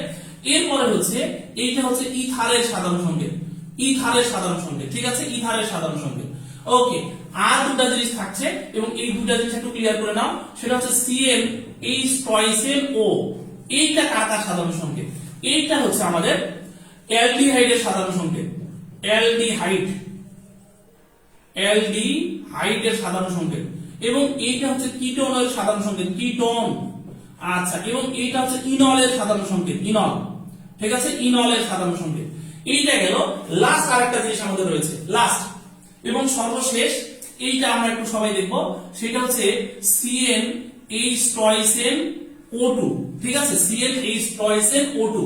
এইটা হচ্ছে আমাদের কার্বক্সিলিক গ্রুপের সাধারণ সংকেত, কার্বক্সিলিক যৌগ, ঠিক আছে, কার্বক্সিলিকের সাধারণ সংকেত। এইখানে যে আমি 6টা সাধারণ সংকেত লিখেছি, এই 6টা সাধারণ সংকেত আমাদের কাজে লাগবে আজকে সমান সংখ্যা বের করতে গেলে। এই 6টা সাধারণ সংকেত আমাদের কাজে লাগবে। এখন তোমাদের আমি এই সমানুগুলোকে কয়েকটা ধরনের প্রশ্ন আসে, এই ধরনগুলো আমি তোমাদেরকে একটু দেখাচ্ছি। যেমন এইখানে প্রথম প্রশ্ন, একটু সবাই দেখো, ঢাকা ইউনিভার্সিটি যে প্রশ্নটা আসছে, এই প্রশ্নটা আমরা একটু সলভ করব। ঢাকা ইউনিভার্সিটি প্রশ্ন টাইপ 1, বলা হচ্ছে আণবিক সংকেত, কোন আণবিক সংকেত অ্যালকোহল এবং ইথারের সাধারণ সংকেত? তাহলে তোমরা দেখো তো এই অ্যালকোহল এবং ইথার কোন জায়গায় রয়েছে? নিশ্চয়ই এইটা হচ্ছে আমাদের অ্যালকোহল এবং ইথার। এখানে কিন্তু অক্সিজেন আছে ভাই, এটা কিন্তু মাথায় রেখো, এখানে কিন্তু অক্সিজেন আছে। তাহলে এইটা হচ্ছে আমাদের অ্যালকোহল এবং ইথারের সাধারণ। তোমরা বলো তো এইটা সঠিক উত্তর আমরা কি দিব? এইখানে সঠিক উত্তর কি দিব দেখো তো। এইটা হচ্ছে অ্যালকোহল এবং ইথারের সাধারণ সংকেত, অর্থাৎ কার্বন সংখ্যা যতটা হাইড্রোজেন সংখ্যা ডাবল করার পরে 2 যোগ করব, সেটাই হচ্ছে আমাদের অ্যালকোহল এবং ইথারের সাধারণ সংকেত। তাহলে সেটা থেকে আমরা উত্তরটা কি দিব একটু কমেন্টস করো। আমি কয়েকটা টাইমে ভাগ করেছি, এটাকে কয়েকটা টাইমে ভাগ করেছি, একটু সবাই কমেন্টসের মাধ্যমে জানাও যে নিচের কোনটি অ্যালকোহল এবং ইথারের সাধারণ সংকেত। সবাই একটু কমেন্টস করো দেখি কে উত্তর কি কি দিচ্ছ, আমি একটু তোমাদেরকে দেখি। সবাই উত্তর দিচ্ছে হলো এ হবে। থ্যাংক ইউ সবাইকে, কারণ এখানে কার্বন সংখ্যা রয়েছে 3টা, হাইড্রোজেন সংখ্যা আমরা ডাবল করব, 3 × 6 এর সাথে আরো 2 যোগ করব, অর্থাৎ 8 হবে এবং ও হবে। সুতরাং এটাই হচ্ছে আমাদের অ্যালকোহল এবং ইথারের সাধারণ সংকেত। বলো তাহলে তোমরা একটা আমাকে এবার পরের বার বলবা এইটা কিসের সাধারণ সংকেত? বি নাম্বার অপশনটা, বি নাম্বার অপশন কার সাধারণ সংকেত? একটু সবাই কমেন্টস করো দেখি, এই বি নাম্বার অপশন কার সাধারণ সংকেত? একটু সবাই কমেন্টস করো, লেখো। যদি অ্যালকোহল হয় অ্যালকোহল, অ্যালডিহাইড হলে অ্যালডিহাইড, অ্যালডিহাইড কিটোন হলে অ্যালডিহাইড কিটোন। একটু সবাই লেখো দেখি বি নাম্বার অপশনটা কার সাধারণ সংকেত?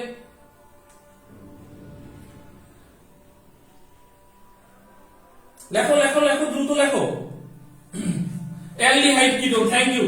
এটা হচ্ছে অ্যালডিহাইড কিটোনের সাধারণ সংকেত। ওকে, আচ্ছা এবার আমরা আরেকটা প্রশ্ন একটু এখানে সলভ করব। দেখি আরো একটা প্রশ্ন তোমাদেরকে আমি দেখাই। এই প্রশ্নটা দেখি, এই প্রশ্নটাও কিন্তু বিগত বছর জাহাঙ্গীরনগর ইউনিভার্সিটির প্রশ্নটা এসেছে, জাহাঙ্গীরনগর ইউনিভার্সিটির প্রশ্নটা এসেছে।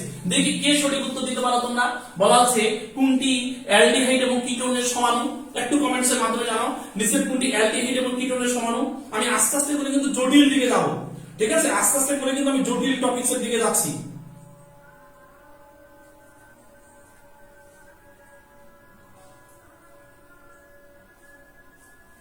যাক মাশাআল্লাহ, সবাই বলছে এটা সঠিক উত্তর হবে এ। এবার আমি পরের টাইপের প্রশ্নতে চলে যাচ্ছি। আমি আস্তে আস্তে করে সমানুষ যত কিছু আছে সব কিছু তোমাদেরকে পড়াবো, সব কিছু পড়াবো ভাই, শুধু ধৈর্য ধরে ক্লাসগুলো করো। টাইপ 2, এই টাইপ 2 সমাণু থেকে কি প্রশ্ন থাকে দেখো।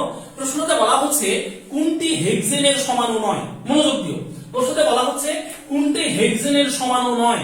আচ্ছা ভাইয়া তোমরা বলো তো হেক্সেনের সংকেত কি? সেটা হলো C6H14, এটা আমরা সবাই জানি। সেটা হচ্ছে হেক্সেন। হেক্সেন কত কয়টা কার্বন থাকবে? 6টা কার্বন থাকবে। এখন লক্ষ্য করে দেখো তো এখানে প্রথমে কি বলা আছে, প্রথম প্রশ্নটাতে বলা আছে হেক্সেনের সমান 9। তাহলে তুমি এই ধরনের প্রশ্নগুলো কিভাবে সলভ করবা? সলভ করা সবচেয়ে ইজিয়েস্ট ওয়ে হলো এখানে বলা আছে ডাইমিথাইল। ভাই ডাইমিথাইল, মিথাইল মানে কি গ্রুপ? এইটা হচ্ছে মিথাইল গ্রুপ, আমরা সবাই জানি এটা হচ্ছে আমাদের মিথাইল গ্রুপ। তাহলে এরকম যদি দুটা হয়, দুটা মিথাইল হয়, তাহলে কটা কার্বন হলো? দুটা কার্বন হলো। আমি আবার বলছি ডাইমিথাইল, ডাইমিথাইল মানে কটা কার্বন? দুটা কার্বন। বিউটেন মানে কয়টা কার্বন? 4টা কার্বন। সুতরাং বুঝতে পারছো 2 আর 4 যোগ করলে 6 হয়। সুতরাং এ নাম্বার অপশন হেক্সেনের সমান। এটা নিয়ে টেনশন করার কোনো কারণই আমাদের নেই যে এ নাম্বার অপশন হচ্ছে হেক্সেনের সমান। এবার আমরা বি নাম্বার অপশনে চলে যাচ্ছি। বি নাম্বার অপশনে ডাইমিথাইল কথাটাই আছে, পজিশন যাই থাকে এটা আমাদের কাছে মুখ্য বিষয় নাই। ডাইমিথাইল, ডাইমিথাইল মানে কয়টা কার্বন? দুটা কার্বন। বিউটেন মানে কয়টা কার্বন? নিশ্চয়ই বিউটেন মানে 4টা কার্বন। তাহলে দুটা আর 4টা কয়টা হলো? 6টা হলো। সুতরাং এইটাও হেক্সেনের সমান। এবার আসি এখানে দেখো সি নাম্বার অপশনটা দিকে তাকাও। সি নাম্বার অপশনে এখানে বলা আছে মিথাইল, ডাই কথা কিন্তু নাই, শুধু মিথাইল। তাহলে মিথাইল মানে কয়টা কার্বন? 1টা কার্বন। আর পেন্টেন মানে কয়টা কার্বন? 5টা কার্বন। তাহলে 1টা আর 5টা কয়টা হলো ভাইয়া? 6টা হয়েছে। সুতরাং এইটাও হেক্সেনের সমান। এবার আমরা এই জায়গাতে চলে যাচ্ছি। দেখো ডাইমিথাইল, তাই ডাইমিথাইল মানে কয়টা কার্বন? দুটা কার্বন।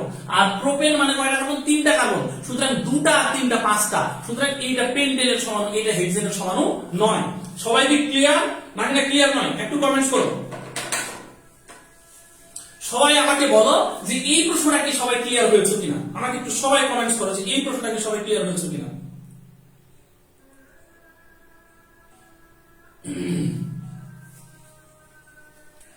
যাক মাশাআল্লাহ সবাই ক্লিয়ার হয়েছে, আলহামদুলিল্লাহ, খুবই ভালো।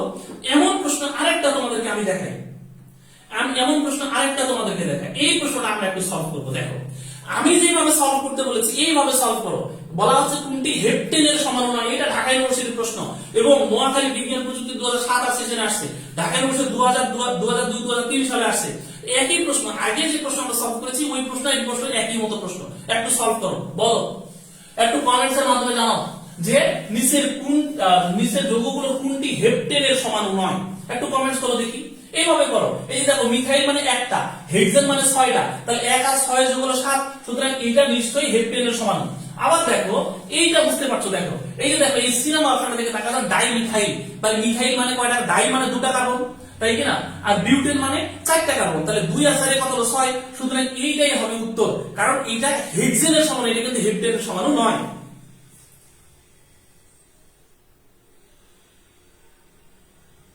মাশাআল্লাহ সবাই পাচ্ছে। ওকে, থ্যাংক ইউ সবাইকে।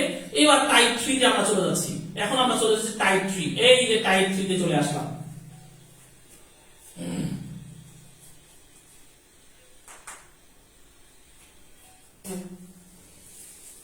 টাইপ 3, এই টাইপ 3 প্রশ্নগুলো আমরা যদি সলভ করতে চাই খুব মাথা ঠান্ডা করে আমাদেরকে সলভ করতে হবে।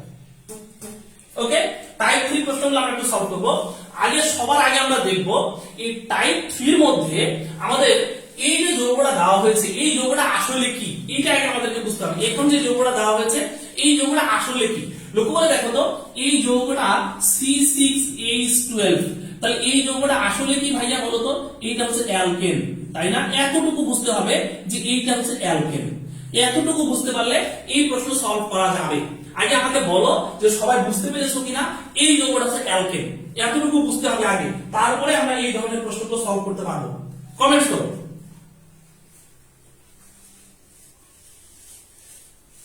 অ্যালকেনের যে সমাণুগুলো, এই সমাণুগুলো সাধারণত আমরা একটা সূত্র ধরে বের করি। মনোযোগ দাও, কথাগুলো আমি কি বলছি। অ্যালকেনের যে সমাণু সেগুলো আমরা এই সূত্র ধরে বের করব, 2 to the power n-4 plus 1, 2 to the power n-4 plus 1। এই সূত্র ধরে আমরা অ্যালকেনের সমাণুগুলো বের করব। সবাই দেখো অ্যালকেনের সমাণুগুলো আমরা কোন সূত্র ধরে বের করব? 2 to the power n-4 plus 1, এই সূত্র ধরে বের করব। ঠিক আছে, এখন দেখো তোমাকে এখানে বুঝতে হবে যখন আমি n এর ভ্যালু, মনোযোগ দিয়েও কিন্তু কথাগুলো, না বুঝলে কিন্তু বিপদ হবে ভাই, খুব মনোযোগ দিয়ে কথাগুলো। যখন আমি n এর ভ্যালুটা আমার নিশ্চয়ই গ্রেটার দ্যান 4 হতে হবে। n এর ভ্যালু গ্রেটার দ্যান 4 হতে হবে। যদি গ্রেটার দ্যান 4 অথবা 4 এর ইকুয়াল হতে হবে, কারণ n এর ভ্যালু যদি 3 হয়, মনোযোগ দিও, n এর ভ্যালু যদি 3 হয় তখন কিন্তু এখানে আমরা নেগেটিভ ভ্যালু পাবো, আর সেই জন্য কিন্তু আমাদের এটা হবে না। সুতরাং যখন n ইকুয়াল 1 হবে, যখন n ইকুয়াল 2 হবে, যখন n ইকুয়াল 3 হবে, ঠিক আছে, তখন কিন্তু আমরা এটা করতে পারবো না। এবং n ইকুয়াল কি, n মানে হচ্ছে কার্বন সংখ্যা, n ইকুয়াল হচ্ছে কার্বন সংখ্যা, মনোযোগ দিয়ে কথাগুলো, n মানে হচ্ছে কার্বন সংখ্যা। তাহলে লক্ষ্য করে দেখো তো, কার্বন সংখ্যা যদি হয়, তাকাও, যদি মিথেন বলি তাহলে মিথেনের ক্ষেত্রে n ইকুয়াল 1, যদি আমি ইথেন বলি C2H6 বলি তাহলে n ইকুয়াল আমার 2, যদি আমি প্রোপেন বলি C3H8 বলি তাহলে আমার n ইকুয়াল কত আসতেছে, 3 আসতেছে। আবার দেখো, যখন আমি n ইকুয়াল 4 বলবো অর্থাৎ C4H10 বলবো তখন আমার n ইকুয়াল 4 হবে। যেহেতু এই প্রথম তিনটা যৌগের ক্ষেত্রে মিথেন, মিথেন, ইথেন এবং প্রোপেন, এই তিনটা যৌগের ক্ষেত্রে এই সাইডের চেয়ে n এর ভ্যালু ছোট, সেই জন্য এই তিনটা যৌগেরই একটি করে সমাণু আছে। বুঝতে পেরেছো কথা নাকি না বুঝতে পারো না একটু দেখো।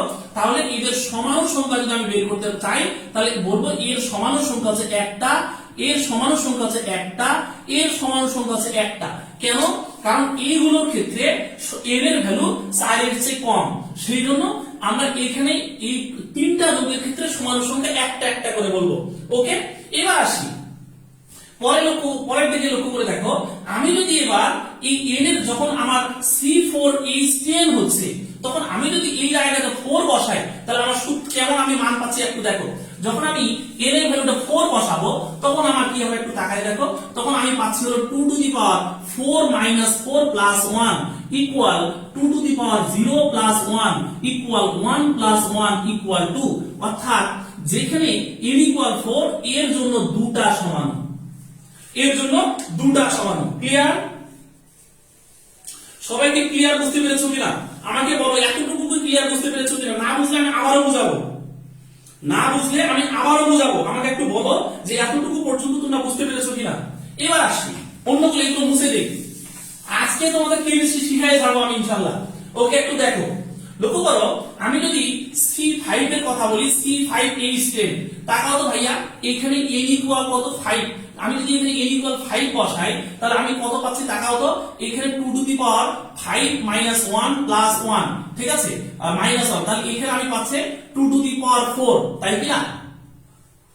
এই সরি, এখানে 4 2 টু দি পাওয়ার 1 পাচ্ছি, 2 টু দি পাওয়ার 1 পাচ্ছি প্লাস 1, অর্থাৎ 2 প্লাস 1 ইকুয়াল হচ্ছে 3। সুতরাং আমরা বলতে পারি এই যৌগের সমাণু সংখ্যা হচ্ছে 3টা, এই যৌগের সমাণু সংখ্যা হচ্ছে 3টা।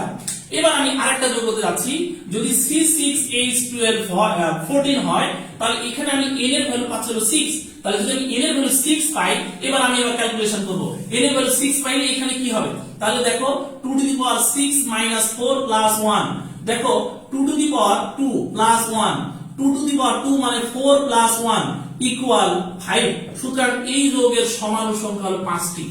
এবার কি সবাই এটার উত্তর করতে পারবা? আমাকে কমেন্টস এর মাধ্যমে জানাও এইটার উত্তর কি এখন করতে পারবা কিনা।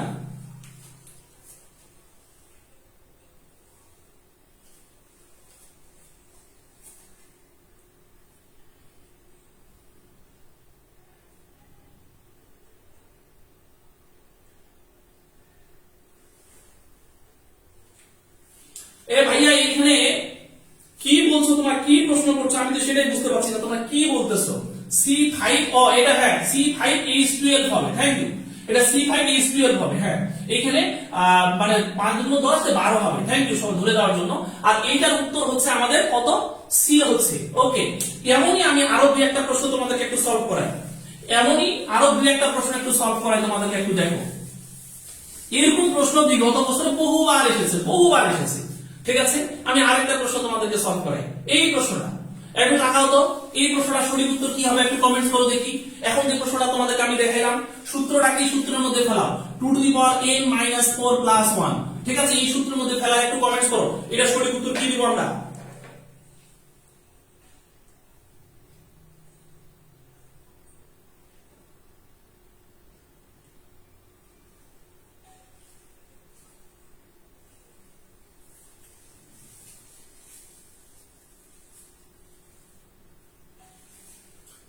মাশাআল্লাহ, বি হবে, এইটা সঠিক উত্তর হবে বি। ওকে, এটা সঠিক উত্তর আমরা পেয়ে গেলাম, কি বলো, বি পেয়ে গেছি। আচ্ছা, ক্লাস কেমন লাগছে ভাই, বলো দেখি ক্লাসগুলো কেমন লাগছে সবার?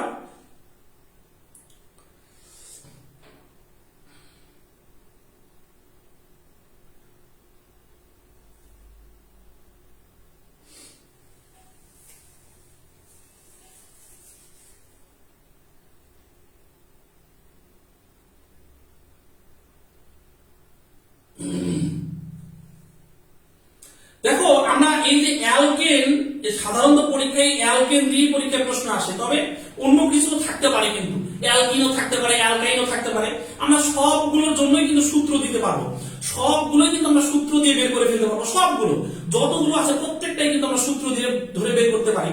তবে এখন আমি আরেকটা জিনিস তোমাদেরকে একটু দেখাবো, একটু দেখো সবাই, আরেকটা জিনিস একটু তোমাদেরকে দেখাবো, এবং আমার বিশ্বাস এইটাও সবার কাছে খুবই ভালো লাগবে।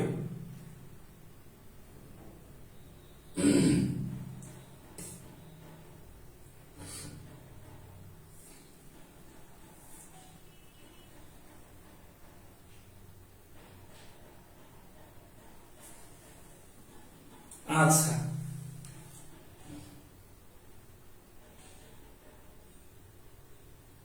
এবার আসি পরের বিষয়। আমি এগুলো দিয়ে শুধুমাত্র অ্যালকেন দিয়ে, অ্যালকিনের সূত্র হচ্ছে এটা, ওকে। তাহলে আমি যেটা বের করলাম সেটা হচ্ছে অ্যালকেনের সূত্র। অ্যালকেনের সূত্রটা কি ছিল? অ্যালকেনের সূত্র ছিল, অ্যালকেনের জন্য সূত্র ছিল হচ্ছে 2 টু দি পাওয়ার n - 4 + 1, ওকে। আচ্ছা, এখন অ্যালকিনের ক্ষেত্রে সূত্র দিতে গেলে একটু ভেজাল আছে, ভেজালটা অনেক বেশি, তো যার কারণে অ্যালকিনের সূত্রটা আমি আরেকটু, তোমরা যখন কেমিস্ট্রি আরেকটু ভালো বুঝবা তখন অ্যালকিন এবং অ্যালকাইনের সূত্রটা দিব। তার আগে আরেকটা জিনিস একটু তোমাদেরকে বুঝাই, সেটা হচ্ছে অ্যালকোহল, ঠিক আছে। এই অ্যালকোহল, এইটার সূত্রটা কি, অ্যালকোহলের সূত্র কি, অথবা ইথার, ঠিক আছে, এই ইথার এটার সূত্র কি, অ্যালডিহাইডের সূত্র কি, ঠিক আছে। এই সূত্রটা একটু তোমাদেরকে আমি একটু দেখাই। অ্যালডিহাইডের সূত্র কি, কিটোনের সূত্র কি, ঠিক আছে। এরপরে হচ্ছে হ্যালাইডের সূত্র কি, অর্থাৎ যদি কোনো যৌগের মধ্যে আমরা সংকেত দিয়ে দেখি অ্যালকোহল হচ্ছে, ইথার হচ্ছে, অ্যালডিহাইড হচ্ছে, কিটোন হচ্ছে, হ্যালাইড হচ্ছে, তাহলে এগুলোকে আমরা কোন সূত্র দিয়ে বের করতে পারবো, এগুলোকে আমরা কোন সূত্র দিয়ে বের করতে পারবো? আমি এরকম আরেকটা সূত্র দিচ্ছি, একটু দেখো সবাই। এইটা হচ্ছে আমাদের পরের যে সূত্রটা, এগুলো দিয়ে সূত্রটা হচ্ছে 2 টু দি পাওয়ার n - 2, এইটা হচ্ছে আমাদের সূত্র, ওকে। 2 টু দি পাওয়ার n - 2, এইটা হচ্ছে আমাদের সূত্র, অর্থাৎ এদের জন্য প্রত্যেকটার জন্য সূত্র হচ্ছে 2 to the power n - 2, 2 to the power n - 2, প্রতিটার জন্য 2 টু দি পাওয়ার n - 2। এখন আমি এবার লক্ষ্য করো, আমি একটা একটা করে প্রশ্ন তোমাদেরকে দেখাবো, একটা একটা করে প্রশ্ন দেখাবো। যেমন এইখানে একটা প্রশ্ন দেওয়া হয়েছে, প্রশ্নতে বলা হয়েছে যে এই যৌগের মধ্যে কয়টি সমাণু, মানে এর কয়টি সমাণু আছে। আমি আগে বুঝবো যে আসলে এই যৌগটা কিসের। এইটা হচ্ছে C3H8O, তাই না? তাহলে C3H8O, তুমি আগে বলো এইটা দিয়ে তুমি কি কি যৌগ বানাতে পারবা। এইটা কার সাধারণ সংকেত? এইটা হচ্ছে আমাদের অ্যালকোহলের সাধারণ সংকেত, তাই না? এইটা হচ্ছে আমাদের অ্যালকোহল, এইটা হচ্ছে ইথার, এইটা সাধারণ সংকেত, তাই না? অ্যালকোহল এবং ইথার, মনোযোগ দিয়ে কথাগুলা। তাহলে এইটা হচ্ছে অ্যালকোহলের সাধারণ সংকেত এবং ইথার, অর্থাৎ এই যৌগটা আমি অ্যালকোহলও বানাতে পারবো, ইথারও বানাতে পারবো। তাহলে লক্ষ্য করো, আমি প্রথমে কি করব, অ্যালকোহলের জন্য এই সূত্রটা একবার ইউজ করব, ইথারের জন্য একবার ইউজ করব। তাহলে অ্যালকোহলের জন্য কেমন করে ইউজ করব একটু তাকাও। অ্যালকোহলের জন্য জাস্ট আমরা আগে এখানে কার্বন সংখ্যা দেখবো, কয়টা কার্বন আছে। তাহলে লক্ষ্য করে দেখো তো, এখানে আমি যদি কার্বন সংখ্যা বসাই, তাহলে 3টা কার্বন রয়েছে। তাহলে 3 - 2 = 2 টু দি পাওয়ার 1 ইকুয়াল হচ্ছে 2, অর্থাৎ আমরা বুঝতে পারলাম যে এখানে অ্যালকোহলের সমাণু হচ্ছে দুইটা হচ্ছে অ্যালকোহলের সমাণু রয়েছে। সবাই কি বুঝতে পেরেছো কিনা আমাকে একটু কনফার্ম করো যে এর অর্থাৎ প্রত্যেকটার জন্য কিন্তু অ্যাপ্লাই করতে হবে। যদি তোমাকে প্রশ্ন করে এই যৌগের কয়টা সমাণু আছে, মানে কি চাচ্ছে যে এই যৌগের কয়টা অ্যালকোহল সমাণু আছে এবং কয়টা ইথার সমাণু আছে, এই দুইটার যোগফল কত, এটাই তো চাচ্ছে, তাই কি না? মানে এখানে বলতেছে কি এই যৌগের কয়টি সমাণু আছে, মানে এর কয়টা অ্যালকোহল আছে এবং এর কয়টা ইথার আছে, এই দুইটার যোগফলই তো আমাদের কাছে চাচ্ছে। তাহলে আমরা কি করলাম, আগে অ্যালকোহলটা বের করে নিলাম, এবার ইথার অ্যাপ্লাই করব। ইথার কিভাবে অ্যাপ্লাই করতে হবে লক্ষ্য করে দেখো। ইথার কিভাবে অ্যাপ্লাই করতে হবে? ইথার অ্যাপ্লাই করার সহজ ওয়েটা হচ্ছে, দেখো তো ইথার এই কার্বন মাঝখানে অক্সিজেন থাকে, তাই না? ইথারের ক্ষেত্রে মাঝখানে কি থাকে? অক্সিজেন থাকে। তাহলে মাঝখানে তো অক্সিজেন থাকে, তাহলে আমি কি করতে পারি, এখানে যেহেতু আমাদের 3টা কার্বন রয়েছে, আমি কোনো এক পাশে একটা আর কোনো এক পাশে 2টা কার্বন দিতে পারি। আর একটা কাজ করতে পারি, সেটা হলো এর কোনো এক পাশে 2টা আর কোনো এক পাশে একটা কার্বন দিতে পারি। আমি এমনটাই করতে পারি, দেখি না? মনোযোগ দিয়ে কথাগুলো, আমি কি বললাম, যখন আমি ইথার বানাবো, ইথার আমাদের ইথার মাঝখানে কি থাকবে? ওএইচ গ্রুপ থাকবে, মাঝখানে ওএইচ গ্রুপ থাকবে। তখন আমি যে কাজটা করবো সেটা হচ্ছে, এর মধ্যে যেহেতু 3টা কার্বন রয়েছে, সুতরাং আমি এর কোনো এক পাশে একটা কার্বন দিব আর কোনো এক পাশে 2টা কার্বন দিব, ঠিক আছে? এখন আমি কি করবো, লক্ষ্য করে দেখো, এইখানে যেহেতু 3টা কার্বন রয়েছে, এই যৌগ আর এই যৌগ একই যৌগ হবে, একই যৌগ হবে। সেই জন্য আমি আর নিচেরটা চিন্তা করবো না, একটাকে চিন্তা করবো। এখন এই একটাকে কাকে চিন্তা করবো, কার সংখ্যা আমি বসাবো? মনোযোগ দিয়ে কথা। এবং এই জায়গাতে ভুল হয় সবার, সবচেয়ে বেশি ভুল হয় এই জায়গাতে। আমি কোনটা বসাবো? সেটা হচ্ছে, এই ইথার যৌগ লিখতে গিয়ে যেদিকে বেশি সংখ্যক কার্বন আছে, যেদিকে বেশি সংখ্যক কার্বন থাকবে, সেই কার্বনের মানটা আমি এই সূত্রের মধ্যে বসাবো। আমি আবারও কথা রিপিট করছি, এই যৌগের মধ্যে 3টা কার্বন রয়েছে। যখন আমি ইথার যৌগ লিখবো, মাঝখানে থাকবে হচ্ছে আমার OH, আমি কোনো এক পাশে একটা, কোনো এক পাশে 2টা দিতে পারবো। তাহলে যেদিকে আমার বেশি সংখ্যক কার্বন থাকবে, সেই কার্বনের মানটা হবে N। ইথারের ক্ষেত্রে এই 3 বসাইতে পারবো না আমরা, কারণ ইথারের এক পাশে থাকবে একটা, আর এক পাশে এদিকে থাকছে 2টা। তখন আমরা বেশি সংখ্যক কার্বন যেদিকে থাকবে সেই কার্বন সংখ্যা আমরা N বসাবো। তাহলে লক্ষ্য করে দেখো তো, আমি যদি N বসাই, তাহলে 2 টু দি পাওয়ার 2 মাইনাস 2, তাই কি না? অর্থাৎ 2 টু দি পাওয়ার 0 ইকুয়াল হচ্ছে 1। সুতরাং আমি পেলাম ইথারের 1টি সমাণু। তাহলে ইথারের 1টি আর অ্যালকোহলের 2টি, মোট 3টি সমাণু আছে। এটা কি উত্তর করা যাবে না? এখন কি উত্তর করা যাবে না বলো? আমি যে তোমাদেরকে এখন দেখালাম, এটা উত্তর করতে পারবে না। এই যৌগের কয়টি সমাণু আছে? উত্তর হলো 3টি। যদি প্রশ্নটা করতো এই যৌগের কয়টি অ্যালকোহল সমাণু আছে, উত্তর হতো 2টি। যদি প্রশ্নটা করতো এই যৌগের কয়টি ইথার সমাণু আছে, উত্তর হতো 1টি। আর যেহেতু প্রশ্নে এখানে অ্যালকোহল ইথার কোনো কিছু উল্লেখ করে নাই, সুতরাং এই যৌগের কয়টি সমাণু আছে, উত্তর হলো 3টি। একটু কমেন্টস করো সবাই কমেন্টস করো, এই যৌগের 3টি সমাণু আছে। সবাই কি বুঝতে পেরেছো কিনা?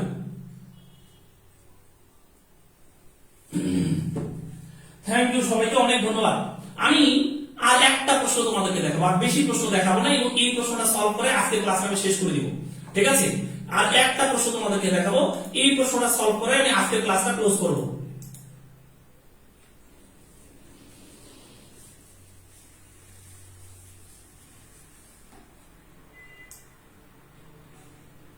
সমানও কিন্তু ক্লাস আমার শেষ হয় নাই ভাই, সমানও ক্লাস কিন্তু আমার শেষ হয় না। আরো অনেকগুলো কথাবার্তা বলতে হবে সমানও নিয়ে, সমানের কথাবার্তা কিন্তু শেষ হয় না। আমি নেক্সট ডেতেও কিন্তু সমানও আলোচনা করব। আমি এইটা আগে সলভ করি, তারপর ওটাতে যাই। যেহেতু আমি অ্যালকোহল ইথার টপিকস এর মধ্যে আছি, আগেরটা হচ্ছে কিটোন। আমরা কিছুক্ষণ আগে যেটা দেখছিলাম সেটা কিটোন, আর এটা অ্যালকোহল ইথার পাবো। এটা একটু বের করে দেখি। আমি এই সমানও নিয়ে আরো সামনের দিন কথা বলবো, টেনশন করার কোনো কারণ নেই। সমানু কার কয়টা সমানু, এমন প্রশ্ন তুমি দেখলে উত্তর করতে পারবে ইনশাআল্লাহ। এই প্রশ্ন আমরা একটু সলভ করবো, দেখি পারি কিনা। এই প্রশ্নটা আমরা একটু সলভ করবো। এখন যে প্রশ্নটা দিয়েছি এই প্রশ্নটা আমরা একটু সলভ করবো। সূত্রটা কি? সূত্র হচ্ছে 2 to the power n minus 2। এখন দেখো এখানে যৌগটা কি দেওয়া হয়েছে, 4 এবং C4H10 ও, তাই কি না? এবং আমরা সবাই বুঝতেছি যে এইটার অ্যালকোহল বানানো যাবে, তাই না? এইটা দিয়ে আমাদের কি বানাতে হবে? অ্যালকোহল বানাতে হবে। এইটা দিয়ে কি বানাইতে হবে? ইথার বানাইতে হবে, তাই না? এখন দেখো, যখন তুমি অ্যালকোহল এবং ইথার বানাবা, মনোযোগ দাও কথাগুলো। তাহলে দেখো তো, আগে অ্যালকোহলের সমাণু সংখ্যা তুমি বের করো। তাহলে এখানে কার্বন সংখ্যা রয়েছে 2টি। তাহলে আমি এখানে প্রশ্নের মধ্যে কি চাইছি, ইথার সমাণু সংখ্যা কয়টি হবে। এখানে সর্বোচ্চ কতটি ইথার চাইছি, কিন্তু তাহলে আমি অ্যালকোহলটা বের করি, তারপরে তোমাদেরকে ইথার বের করে দেখাচ্ছি। তাহলে এখানে 4 মাইনাস 2 অর্থাৎ 2 টু দি পাওয়ার 2 ইকুয়াল হচ্ছে 4। অর্থাৎ এর মধ্যে ইথারের সমান অ্যালকোহলের সমান হচ্ছে 4টি। এর মধ্যে অ্যালকোহলের সমান হচ্ছে 4টি। এবার আমি ইথার বের করব। এখন দেখো তো, তুমি যখন ইথার বের করবা, মনোযোগ দিও, যখন তুমি ইথার বের করবা তখন তোমার মাঝখানে থাকবে হচ্ছে অক্সিজেন। তুমি কি করতে পারো, এক পাশে দিতে পারো হচ্ছে একটা, আরেক পাশে দিতে পারো হচ্ছে 3টা, এমনটা দিতে পারো না? নিশ্চয়ই এমনটা দিতে পারো। আরেকটা কাজ করতে পারো, তুমি এক পাশে দিতে পারো হচ্ছে ইথারের, লক্ষ্য করে দেখো, এক পাশে দিতে পারো 2টা, আরেক পাশে দিতে পারো 2টা। দেখো আমার কথা কি বুঝতে পারছো কিনা? আমি বললাম যে যখন এই যৌগটা দিয়ে তুমি ইথার বানাবা, তখন ইথার বানাইতে গিয়ে তুমি এমনটা করতে পারো, সেটা হচ্ছে এর মাঝখানে ইথার গ্রুপ রাখবা, এর কোনো এক পাশে একটা কার্বন দিবা আর আরেক পাশে দিবা 3টা কার্বন। আরেকটা কাজ করতে পারো যে তুমি কোনো এক পাশে 2টা কার্বন দিলা, আরেক পাশে দিবা হচ্ছে 2টা কার্বন, এমনটা করতে পারো। তাহলে এমন অবস্থায় যৌগ যখন আরো বড় বড় চলে যায় তখন কিন্তু বিপদ আরো বেশি হয়। তো এমন অবস্থায় আমরা যে কাজটা করব সেটা হচ্ছে আগে এই যৌগের ক্ষেত্রে এর সাথে আর কোনো পসিবিলিটি নেই, এইটা ছাড়া আর কি কোনো পসিবিলিটি আছে তোমরা বলো? আমরা যখন ইথার যৌগ তৈরি করব তখন এরকম ছাড়া তো আর কোনো পসিবিলিটি নেই। তাহলে আমি এই প্রথমটার ক্ষেত্রে একবার অ্যাপ্লাই করব, দ্বিতীয়টার ক্ষেত্রে একবার অ্যাপ্লাই করব। তাহলে প্রথমটার ক্ষেত্রে লক্ষ্য করে দেখো তো, এখানে আছে সি, তোমার এই জায়গাতে কি আছে? নিশ্চয়ই C3 রয়েছে, সুতরাং 2 টু দি পাওয়ার 3 মাইনাস 2, তাই না? এইটা তাহলে এখানে আমি 2 টু দি পাওয়ার 1 ইকুয়াল হচ্ছে 2। তাহলে এইটার জন্য ইথার সমানুপাতি হলো আমরা 2টা, এইটার জন্য ইথার সমানুপাতি হলো 2টা। পরেরটার ক্ষেত্রে আসি, মনোযোগ দাও, পরেরটার ক্ষেত্রে আসি। তাহলে পরেরটার ক্ষেত্রে এই দিকেও 2টা, এই দিকেও 2টা। তাহলে তোমাকে যে কাজটা করতে হবে এখন সেটা হচ্ছে তুমি যে কোনো দিকে একটি অ্যাপ্লাই করো। অর্থাৎ আমি যদি 2 কল্পনা করি তাহলে 2 টু দি পাওয়ার 2 মাইনাস 2, ঠিক আছে? তাহলে 2 টু দি পাওয়ার 2 মাইনাস 2 মানে 2 টু দি পাওয়ার 0 ইকুয়াল হচ্ছে 1। তাহলে লক্ষ্য করে দেখো, এইটার জন্য আমি ইথারের সমানুপাতি হলো 2টা, এইটার জন্য ইথারের সমানুপাতি হলো 1টা। তাহলে মোট ইথারের সমান হচ্ছে 3টা। অর্থাৎ এই যৌগ দিয়ে সর্বোচ্চ আমি ইথারের 3টি সমাণু তৈরি করতে পারবো। অর্থাৎ এই যৌগের মোট সমাণু সংখ্যা হচ্ছে 60টি। এই যৌগের মোট সমাণু সংখ্যা হচ্ছে 60টি। আজকের ক্লাস কতটুকু বুঝেছো আমাকে একটু কমেন্টস এর মাধ্যমে জানাও। আজকের ক্লাস তোমরা কতটুকু বুঝলা? আমি দেখো আরো বড় হলে আরো বিপদ চলে আসবে, তবে এর যে বড় সাধারণত থাকে না। লক্ষ্য করে দেখো, এখানে যখন C4 হবে তখন আমাদের 2টা অ্যাপ্লাই করতে, মানে 2 ধরনের জিনিস হতে পারে, যে এখানে মাঝখানে হচ্ছে আমাদের অক্সিজেন থাকবে, এক পাশে একটা কার্বন আর এক পাশে 3টা কার্বন, অথবা মাঝখানে অক্সিজেন থাকবে, এক পাশে 2টা কার্বন আর এক পাশে 2টা কার্বন। তাহলে তুমি এইটার জন্য একবার এই সূত্র অ্যাপ্লাই করবা, এইটার জন্য একবার এই সূত্র অ্যাপ্লাই করবা। ওকে, তাহলে আমি এইটা উপরেটার জন্য যখন প্রথম সূত্রটা অ্যাপ্লাই করছি তখন কিন্তু আমি উত্তরে পাচ্ছি কত? 2 পাচ্ছি, এই যে 2 পাইলাম। আমি যখন নিচেরটার জন্য এক সূত্রটা অ্যাপ্লাই করছি তখন আমি পাচ্ছি কত? 1 পাচ্ছি। তাহলে 1 আর 2 যোগ করলে কত হয়? 3। সুতরাং এই যৌগের মোট ইথার সমান হচ্ছে 3টা আর অ্যালকোহল সমান হচ্ছে 4টা।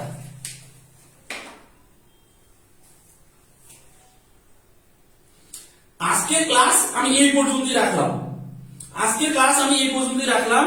তবে সবার কাছে রিকোয়েস্ট থাকবে, তোমরা যারা, আমি কিন্তু আমার কমিটমেন্ট রাখছি, আমি যেভাবে তোমাদেরকে ক্লাস নিচ্ছি, সমানুযায়ী ক্লাসটা আজকে তোমাদের সামনে আমি উপস্থাপন করলাম। এই ক্লাস বাংলাদেশের কোন টিচার এইভাবে নিয়েছে কিনা তুমি আমাকে একটু দেখাও। আমি যেভাবে তোমাদের আজকে সমান ক্লাসটা নিয়েছি, ঠিক আছে? এবং আমি চ্যালেঞ্জ দিয়ে বলতে পারি যে আমার এই অর্গানিকের ফ্রি কোর্সটা যদি কেউ করে তাহলে অর্গানিক কেমিস্ট্রি সে তার কোনো ধরনের প্রবলেমই থাকবে না। অর্থাৎ সে অর্গানিক কেমিস্ট্রি একদম মানে অনেক ভালো একটা প্রিপারেশন তার অর্গানিক কেমিস্ট্রি হয়ে যাবে। সে বুয়েটের প্রিপারেশন নিলেও হবে, সে মেডিকেলের প্রিপারেশন নিলেও হবে, এইচএসসি ব্যাস হোক আর যেই ব্যাসই হোক তার প্রিপারেশন অনেক ভালো হবে অর্গানিক কেমিস্ট্রির জন্য। আর সবার কাছে রিকোয়েস্ট থাকবে ক্লাস নোট, ঠিক আছে? এই ক্লাস নোট শেয়ার করতে বলেছিলাম আমি তোমাদেরকে। এই ক্লাস নোট কোথায় শেয়ার করতে হবে ভাইয়া? মাহবুব কেমিস্ট্রি স্পেশাল গ্রুপে। এইটা যারা করছো না তারা আমার সাথে বেইমানি করছো, ঠিক আছে? মাহবুব কেমিস্ট্রি স্পেশাল এই গ্রুপে তোমাদেরকে ক্লাস নোটটা শেয়ার দিতে হবে। ওকে, আর আরেকটা জিনিস হচ্ছে তোমরা এটা কিভাবে এই ক্লাস নোটগুলো শেয়ার দিবা? আমি তোমাদেরকে বলেছিলাম প্রথমে নাম লিখবা, তোমার নামটা লিখবা, ঠিক আছে? এরপরে হচ্ছে ইনস্ট্রাক্টর, ঠিক আছে? ইনস্ট্রাক্টরকে এইটা লিখবা।